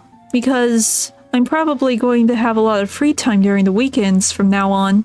So you're giving me permission to be as annoying as I want and drag you around a lot of places. I see. But you already said it, so you can't take it back now. Ah. Well, I suppose I have no choice but to accept that responsibility then. Mm-hmm. I know a good ice cream place. Oh? That means you'll finally figure out my favorite flavor of ice cream. Huh? What are you talking about? Oh, you don't remember? The first day that you came to the club, you guessed everyone's favorite ice cream flavor, but for me, you said you had no idea. Seriously? I don't remember that at all. Oh, wait. Yes, I do. I said it was probably green tea. Yuri shakes her head. It's a good guess, but my favorite is usually to get chocolate and raspberry together. Chocolate and raspberry? How fancy. How is that fancy? Oh, I don't know. I feel like I should have guessed something like that. Well, maybe next time I'll try chocolate and strawberry. Hey, strawberry is my favorite. What a coincidence.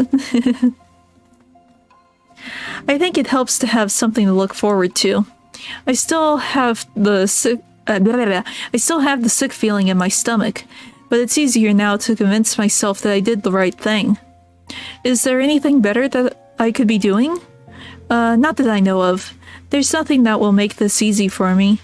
And you already did more than I thought anyone could. Come to think of it, we never talked about the letter you wrote, but I feel like we're way past that at this point. I don't even know what to talk about, except that I think it helped me understand my needs a little bit better.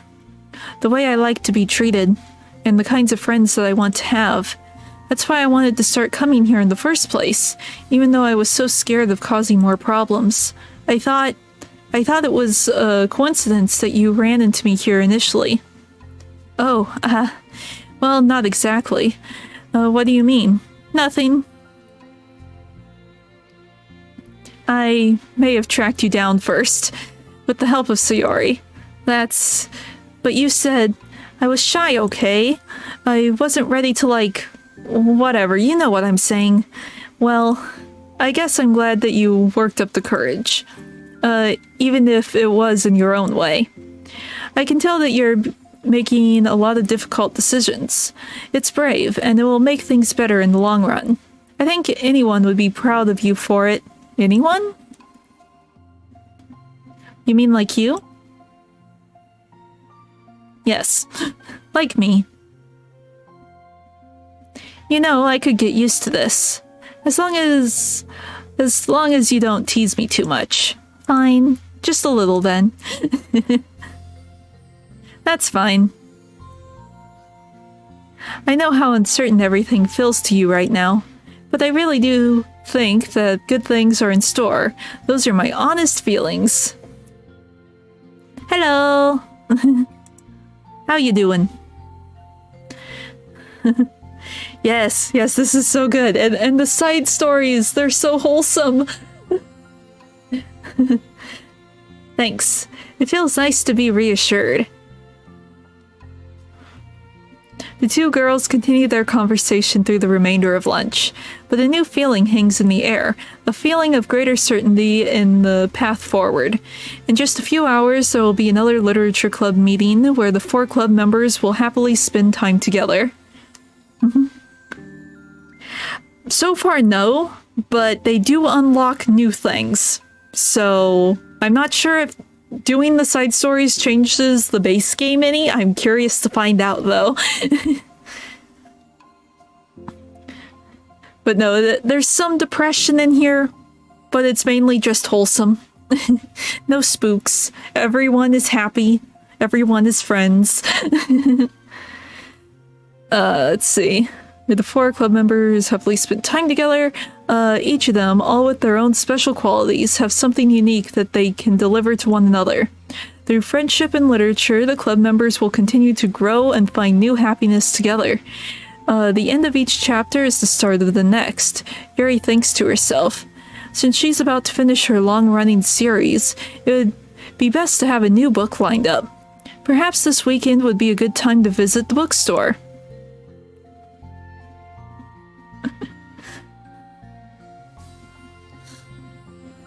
Yeah, there's just some depression, because Sayori doesn't really hide it. She does admit to basically everyone that she has depression.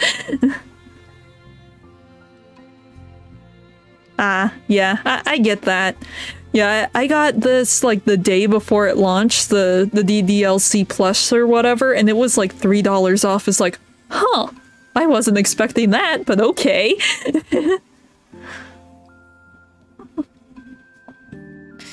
Together. Okay, we got mail? We got mail. Yeah, I had. So, this is like one of my favorite horror games, so when I found out about the re-release, I just had to play it again, and I had to do it on stream just to see if anything was different. Okay, what is the new lore dump here? As a reminder, to help guide our data collection, any analysis performed should be focused on answering some of these main questions. How does granting elevated access to the VM affect a person's emotional state?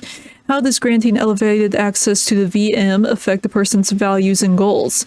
How does someone effectively navigate an experiment with their ability to change the contents of their VM?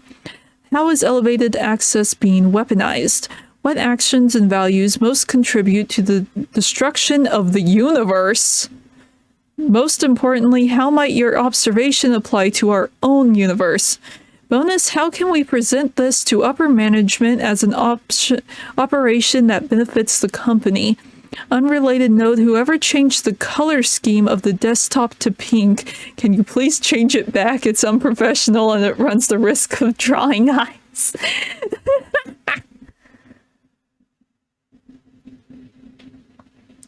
Apparently, well, I mean, it is technically,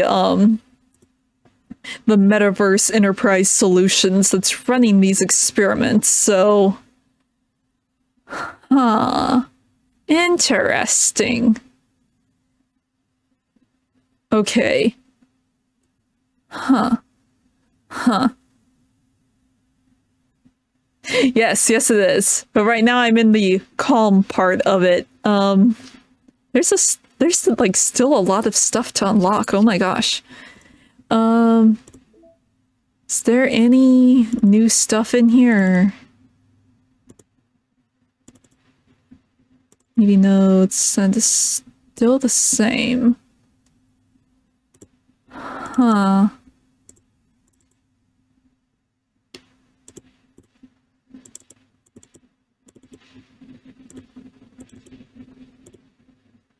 Huh.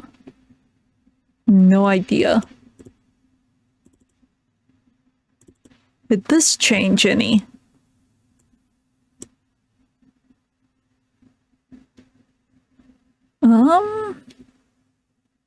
It still doesn't look like any of that has changed. I probably have to check that, like, after Monica starts deleting people.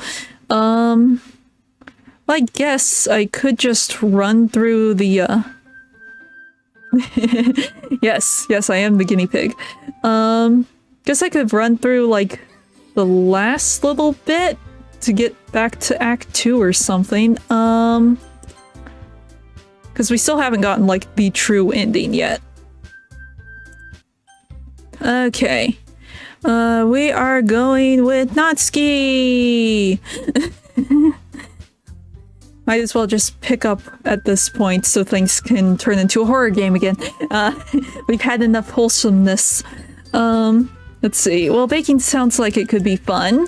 And you guys made it sound like a lot of work, so it could probably use 2 people. Nope. We got scammers in the chat again. It goes away. There. Let's see. Don't worry. Baking is a ton of fun. You'll definitely agree, huh? Just minutes ago you were saying that's because... Never mind, okay? Well, anyway, you'll be fine by yourself, right, Yuri? Of course. I'm used to it, after all. Yes, we will get to the horror.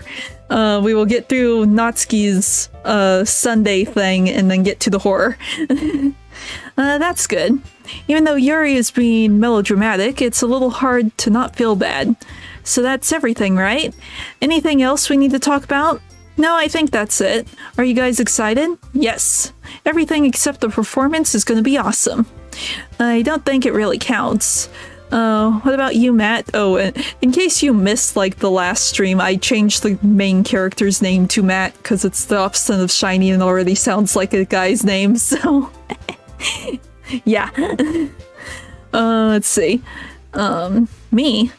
I guess you could say I'm interested to see how it'll turn out. That's good enough for me. What about you, Yuri? Yuri? She's still sulking. Natsuki starts pouting too. It's not that big of a deal or anything. But no, I was doing, since I'm a girl and I'm shiny, the opposite would have to be a guy named Matt. It made sense to me. Because it's a matte finish instead of a shiny finish.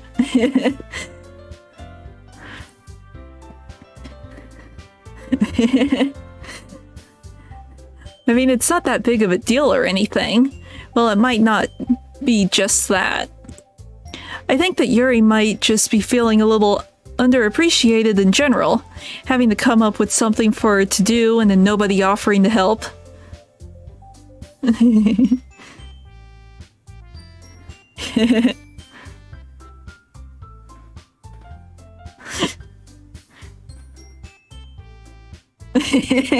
I could have done that.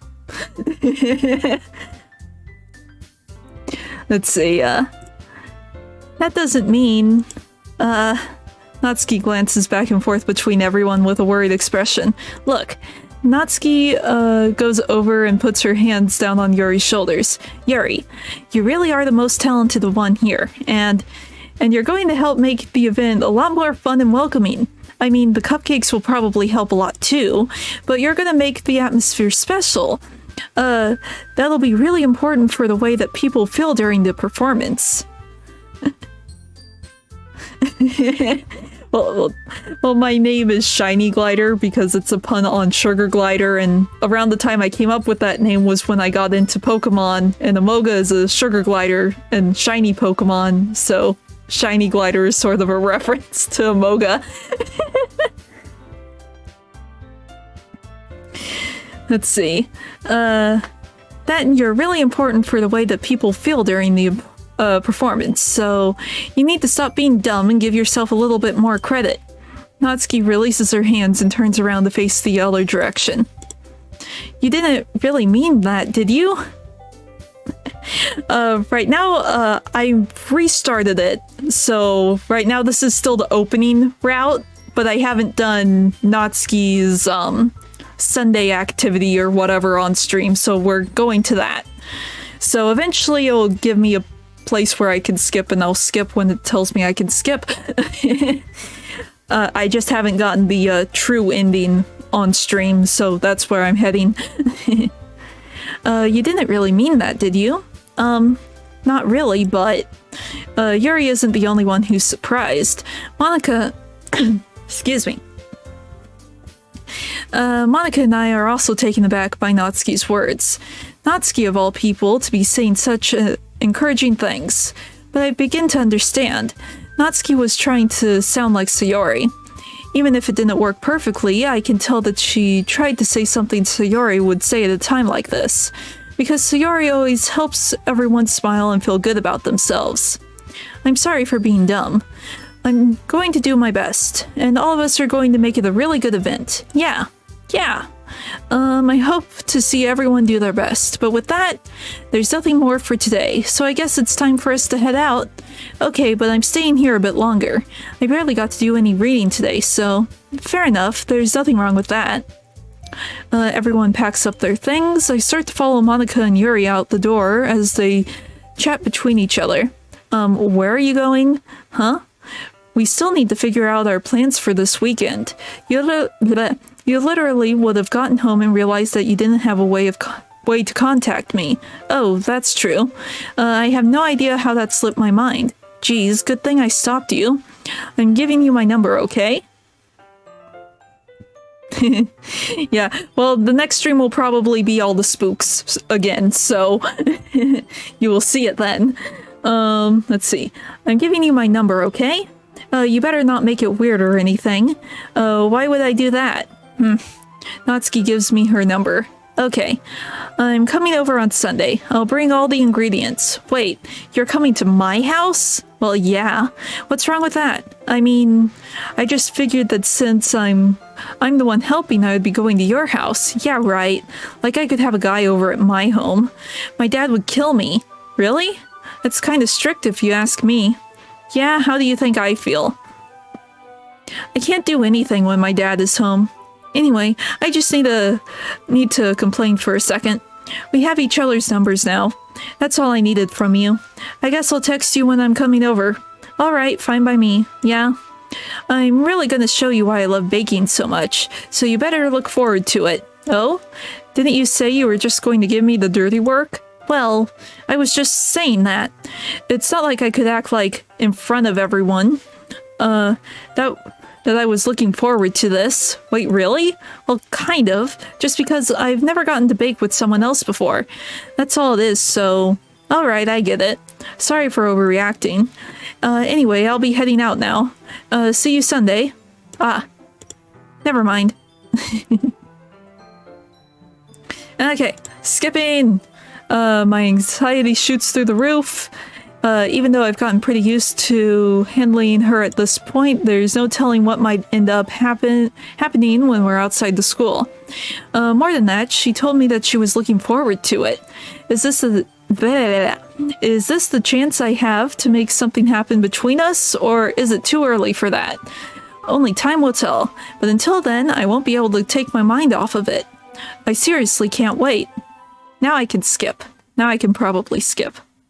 Yeah, skipping, or not. I've been getting increasingly anxious about Natsuki's upcoming visit.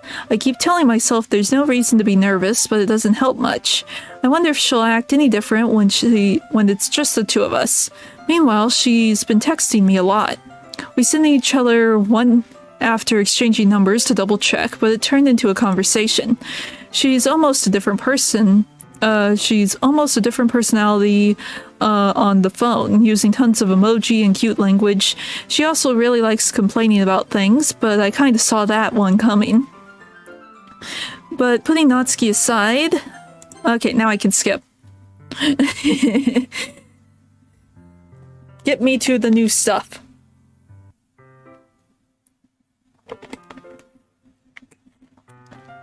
Okay. I spend only a few minutes back at home, anxiously awaiting Natsuki's arrival. Before I know it, she texts me to let me know she's outside the front door. Without delay, I open the front door to let her in. Sup? Hey. I don't know what I was expecting, but seeing Natsuki in something other than her school uniform totally threw me off. Seeing her in such cute clothes makes the uniform seem totally unfitting in comparison. Geez, don't make it feel so awkward already. It's just going to be a long afternoon, so don't be weird just because you're not used to seeing me outside of school. Anyway, I'm coming in. I see you brought a lot of stuff. Natsuki is carrying a large bag that is probably full of baking supplies. Well, I didn't want to come all this way to find out that your kitchen isn't equipped for the job. You brought everything I asked you to, right? Yeah, I did. Yesterday Natsuki asked me to buy a bunch of ingredients if I didn't already have them at home. Good. Glad I could count on you to do your part. What did you expect? She's the cute one. She has to be cute. She is the cute one. She's the tsundere cute one. Let's see. Glad I could count on you to do your part. Well, of course. I'm surprised to hear Natsuki suddenly say that, rather than something snarky like she usually does. Could it be that she's a little different outside of school after all? Anyways, let's go to the kitchen. What? You're not even gonna offer to take this heavy bag from me? Where's your hospitality, Matt? Come on. Since when did I need to be a gentleman?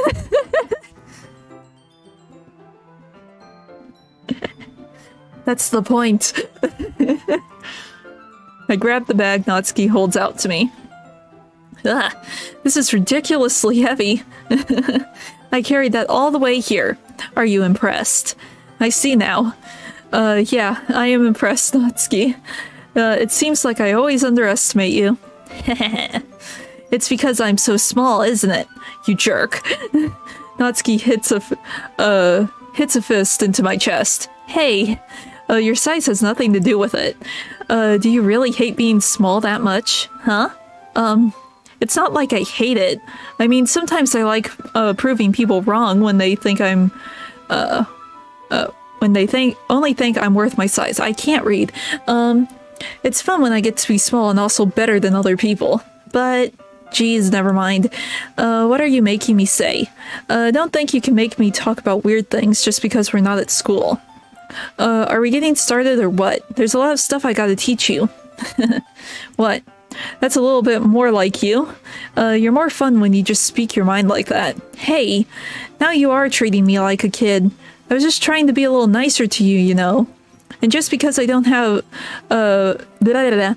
just because I don't have a mature and sexy figure like Yuri does, doesn't mean you can treat me like that. Yes, this is Buff Suki. Ow. Let's see. Natsuki catches her words as her face turns red. Natsuki, forget it. I didn't say anything. I should apologize, huh? I appreciate that you were trying to be nicer. I should have been a little more considerate too. But also, if that's what you're thinking, then you should know that there are tons of guys who are into body types like yours. How would you know that anyway? Just trust me on this one. Gross. Hey. Was that to me? Who else? Man, let's just get started already. You get all sour when a girl calls you gross. I finally found your weakness, Matt. Natsuki smiles deviously. Please spare me. Well, if Natsuki decides to dish out more insults like that, there's no way I'm not fighting back. But she's satisfied enough for now. Finally starting to pull things out of her bag so we can get started. Let's see,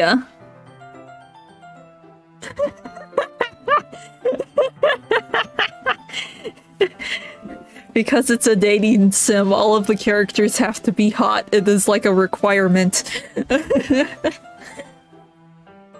Before long, the whole kitchen is a mess. Spoons, dirty bowls, flour, spilled fluid. Why is it spilled fluid? And plastic bags are strewn about the countertop.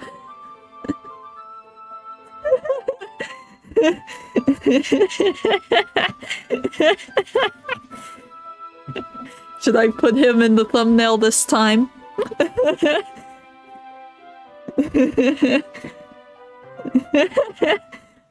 Should he just be the thumbnail this time?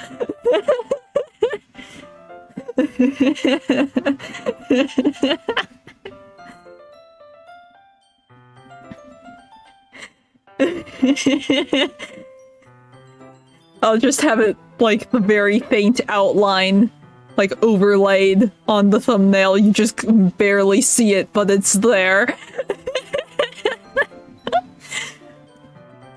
The mixer isn't big enough to make all the batter at once, so we've had to do it several times. Meanwhile, Natsuki is babysitting all of my movements to make sure I don't mess up her precious baking.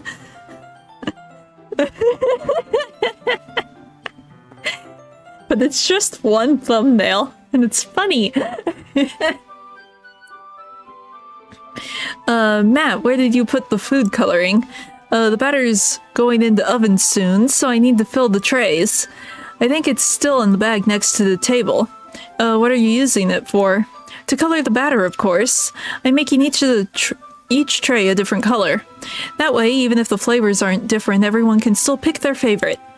Ah, that's a cute idea. Are we doing anything like that with the icing? Do you want to?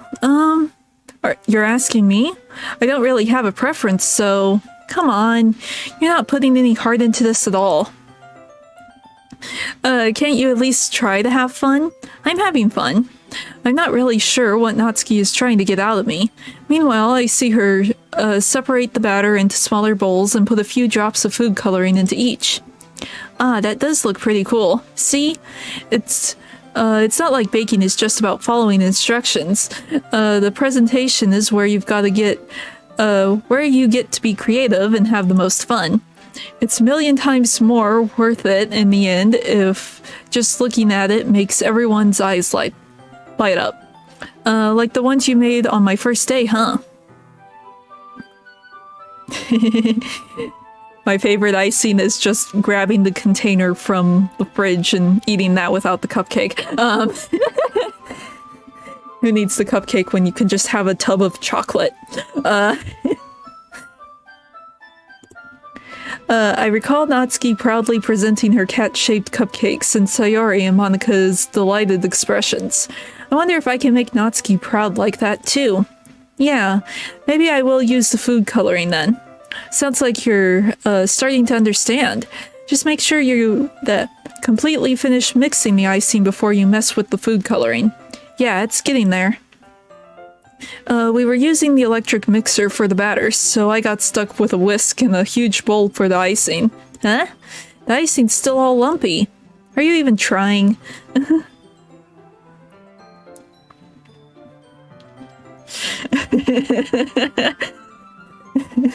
Yes. Once, well, long time ago, my mom did like cake decorating. She would do it for like people we knew and stuff. And sometimes I would make my own little separate cake with her.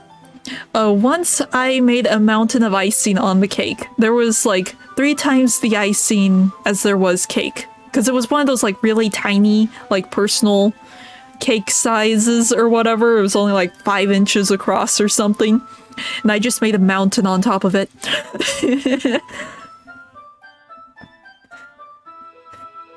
Let's see. Are you even trying? Well, yeah. It'll just take a little longer. Geez, I'll be here all night if you do it like that. Here, look. Natsuki grabs the whisk from me and uses her other hand to tilt the bowl back. You really need to beat the crap out of it.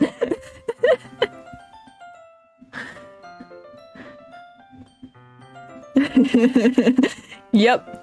And basically, I was allowed to use all of the icing once she was done with it on the cake that she was decorating. So it was like every color imaginable. And I did it like one layer this color, then I would do another layer on top, and so on and so forth until I had like a giant triangle of icing that was like every color. Yes, pretty much. But it came to a point, because we were using the little icing tips or bags or whatever they're called. I forget what they're called. So it was just straight up. It was like a perfect triangle with like a pole sticking out of it, but it was all icing. Because the last icing was a little crusty, because it had been out for a while, so it was like very stiff. Let's see. After a few seconds, the consistency of the icing had already improved. No, what I did was I grabbed the spoon and I ate the icing off, and I didn't touch the cake. Because my favorite part of the cake is always the icing.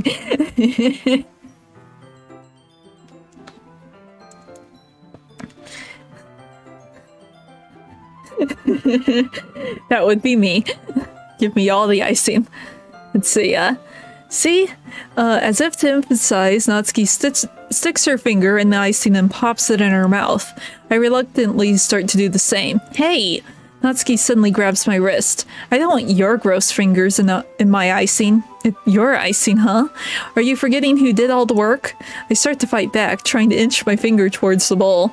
Don't make me beat the crap out of you next. Like to see you try. I push harder, just enough for my finger to reach the icing. I triumphantly scoop some with my finger just as Natsuki tugs me with all of her might.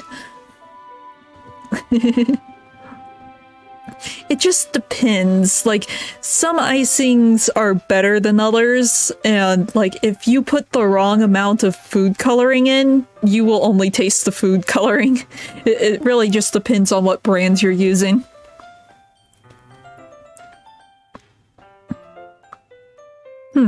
I haven't had any fondant. I've heard of it, but I've never actually had any before. Well, the force of Natsuki pulling me causes me to stumble, making her stumble in turn. Gross. You got it on my face. Whose fault is that? There's a big glob of icing on Natsuki's cheek. She tries to reach it with her tongue, but it's too far away. Jeez. You know what? Take this. Natsuki instead wipes it off with her finger before shoving her fingers towards my own face. You wish. I'm faster. I grab her wrist with my hand before it reaches my face. Natsuki tries to use her own hand to fight back, but I grab that one as well. Stop. Not until you apologize for calling me gross. Fine, fine. I'm sorry for calling you gross. You know, I don't mean it.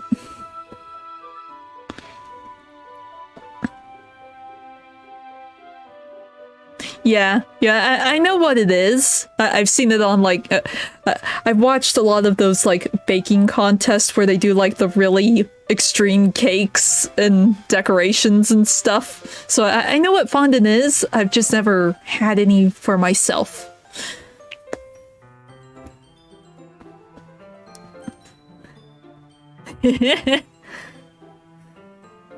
Let's see. You know I don't mean it. It's just fun seeing you react to it. You do that to me all the time, you know. Saying dumb things just to get a reaction out of me. You really shouldn't tease girls like that. Is that so? In that case, I probably shouldn't do this either. Oh no. I take Natsuki's finger and put it in my mouth, licking off the icing. Of course you do! What? Did you just seriously? Natsuki is surprised that she can't even figure out how to get mad at me. Her face is entirely red. Matt, you really shouldn't do that kind of thing to girls, unless you really like them. Yes, he really does. You know that, right? What kind of question is she asking me just like that? How did the mood turn to this so quickly? Why do you think, you dum-dum? Natsuki gazes at me in silence. I notice her shallow breaths. Why am I starting to feel dizzy?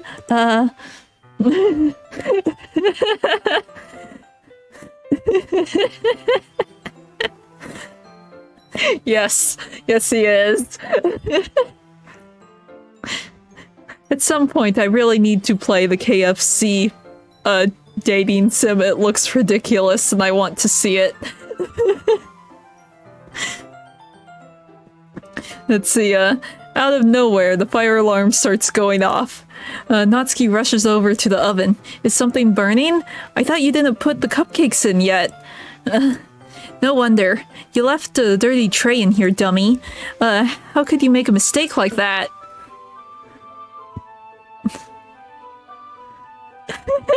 Yeah, pretty much. He's oblivious. You should have checked before turning the oven on. Don't blame me for your mistakes. Jeez. Natsuki uses an oven mitt to grab the blackened tray out of the oven. She sets it on top of the stove.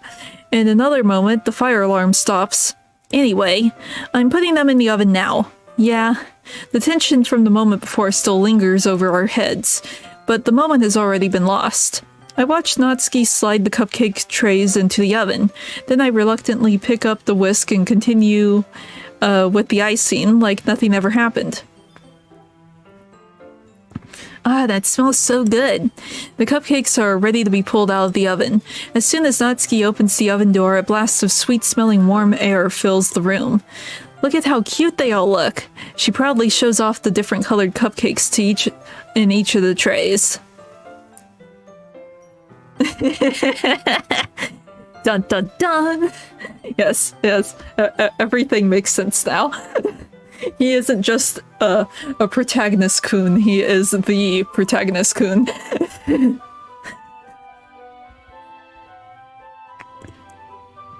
They'll look even better once we add the icing. Not like you need to tell me that. I bought the decorating stuff, so I hope you can get creative. Here, scoop the icing into these bags. Natsuki hands me some plastic bags. I have the nozzles that will make it look nice and fluffy. This one can even make flowers. We probably won't be using it this time, though. What's this one for? I pick up one of the nozzles that has a much smaller, thinner tip than the others. That one's really thin, so you can use it to make stripes or other patterns. But you can also use it to write stuff on the cake. Like happy birthday or whatever. Huh, I see. That gives me an idea, actually. Huh? Well, it's a literature event, right? We could make it more literature-themed by writing a different word on each of the cupcakes. It'd be fun to see people choose their cupcake based on the word they like.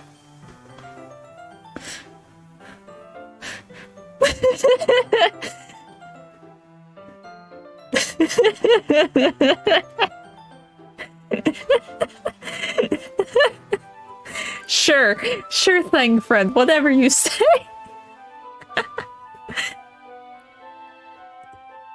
I was kind of expecting you to say something really stupid, but that's actually a really cute idea, so... Yes, he recharges his power when he embarrasses girls, or makes them flustered or something. Maybe I'm getting it from you. What's that supposed to mean? I'm not cute. Come on, we're not at school, nobody's judging. You can't dress and act like this and not expect me to think you're cute. Well, Natsuki's voice trails off. Same with you. Huh? Did you say something? No, nothing. Let's just get to the icing. Natsuki picks up the paste and fastens a nozzle onto each of the bags. There's a lot to do, so we shouldn't be wasting time. Here, I'll show you how to do it. Without giving me a chance to think about before, Natsuki quickly moves on. She shows me how to apply the icing, and then we each get to work.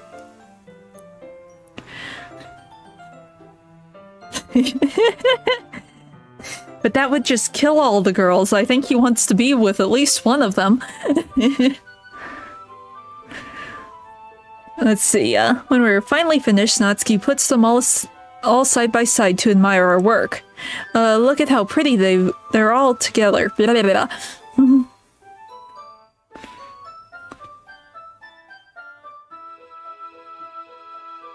Yeah, with Yuri, he was putting the chocolates in her mouth, so... There was no fingers with any of the other characters. Because Monica was just the tutorial character.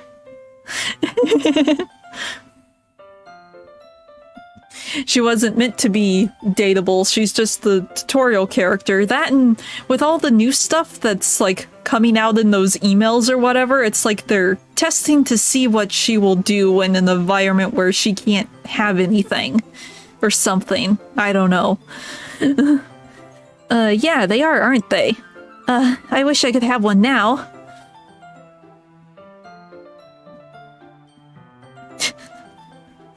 But she didn't stab him, she stabbed herself.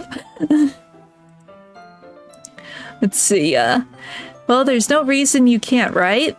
I don't see any harm in that. Well, yeah, but my dad's making dinner tonight, so I really need to save my appetite. Sayori's is the exact opposite in that regard. If she was here, we'd probably be down to 10 cupcakes already, and she would still eat dinner. Come on, that's just unhealthy. No, he doesn't do any of the stabbing. He's just there to witness it all. Besides, when my dad cooks, I need to eat as much of it as I can. Well, anyway, I was hoping we would have time for manga, but I need to be home before dinner. Already? That's a shame. It's your fault for working so slowly. You should have thought about that. It's not like you'll always have this chance, man. As usual, Natsuki places the blame on me. You can bring the cupcakes tomorrow, right? If you and Sayori each carry some, then you can probably do it in one trip. Yeah, I can do that. And don't worry, I won't let her eat any. I wish she would listen to me, the way she listens to you. Yeah. I again think back to the conversation I had with Sayori earlier today. I feel so helpless.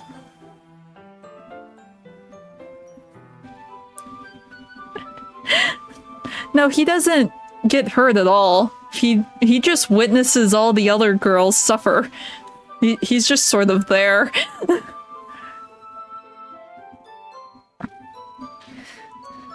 Let's see. Sayori always does listen to me, but at this point it felt like she couldn't listen to me at all.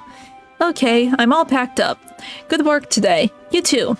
I'll walk you out, I guess. Just like that, Natsuki is already about to leave. It feels like the afternoon went by in a flash. Oh yeah, I forgot about that. Okay, yeah, I was thinking about the school scenes. That was just chocolate. Yeah, he poked himself. He poked himself and then she decided to... Yeah. So yeah, there is something weird about him and fingers, huh? See, it feels like the afternoon went by in a flash. More than that. Did I even take the opportunity to get closer to her like I wanted? Well, I guess I'll be off then. Thanks for all the help and everything. I'll see you tomorrow. Wait, Natsuki, huh? What you said before about not always having this chance?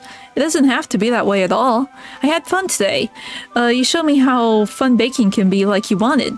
But aside from that, you can come over anytime, okay?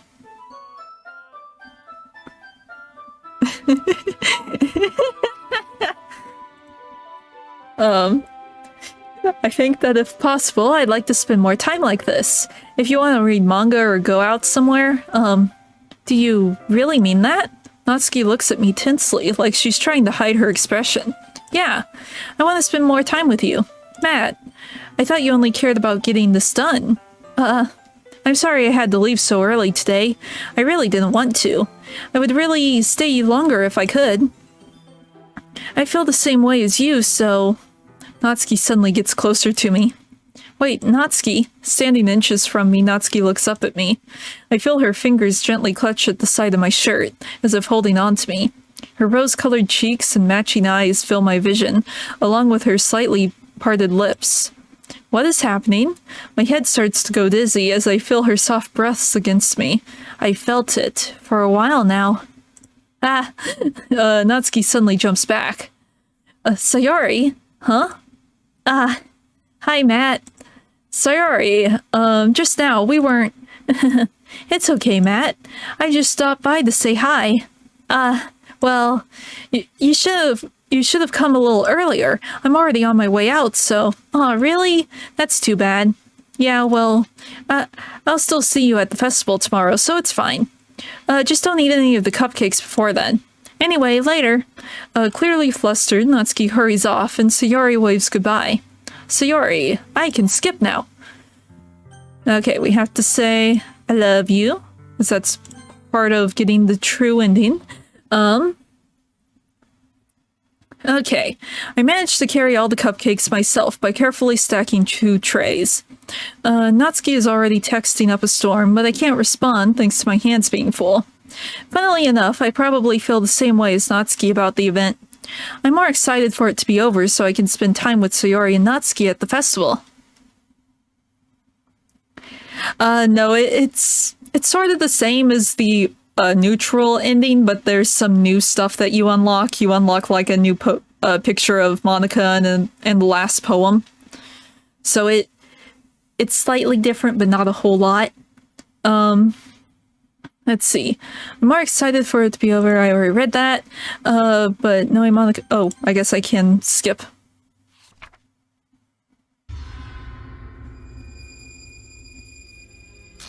It won't let me skip this one. Yeah. Well, next stream I'll be going back through all of the, Act 2, so... You'll see him then. See the other ending then. Yep, there it is again. What the heck? What the heck? Oh, I can't skip this one. Is this a nightmare? It has to be. This isn't real. There's no way this can be real. Sayori wouldn't do this. Everything was normal up until a few days ago. That's why I can't believe what my eyes are showing me. I suppressed the urge to vomit. Just yesterday, I told Sayori I would be there for her. I told her, I know what's best and that everything will be okay. Then why? Why would she do this? How could I be so helpless? What did I do wrong? Confessing to her. I shouldn't have confessed to her. Yeah, they won't. That's not what Sayori needed at all. She even told me how painful it was for others to care about her. Then why did I confess to her and make her feel even worse? Why was I so selfish? This is my fault. My swarming thoughts keep telling me everything I could have done to prevent this. If I just spent more time with her, walked her to school, and remained friends with her like it always has been, then I could have prevented this. I know I could have prevented this. Screw the literature club, screw the festival. I just lost my best friend. Someone I grew up with. She's gone forever now. Nothing I can do can bring her back. This isn't some game where I can reset and try something different. I had only one chance and I wasn't careful enough, and now I'll carry this guilt with me until I die. Nothing in my life is worth more than hers, but I still couldn't do what she needed for me, and now I can never take it back. Never, never, never, never, never, never. And end. End. There. Okay. I want to see if that changes anything on the computer side of things. So we're back to here. Yes, exit to desktop. Well, I got pictures. Okay, so still missing that. I want to know what these two are.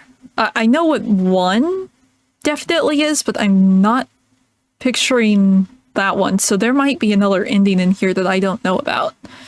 Okay, we got all the settings. He has returned. He's staring into your soul. Also, there's one thing that I know I forgot last time. I got to this point. Happy thoughts.png. Happy thoughts. Pain. That and I want to look at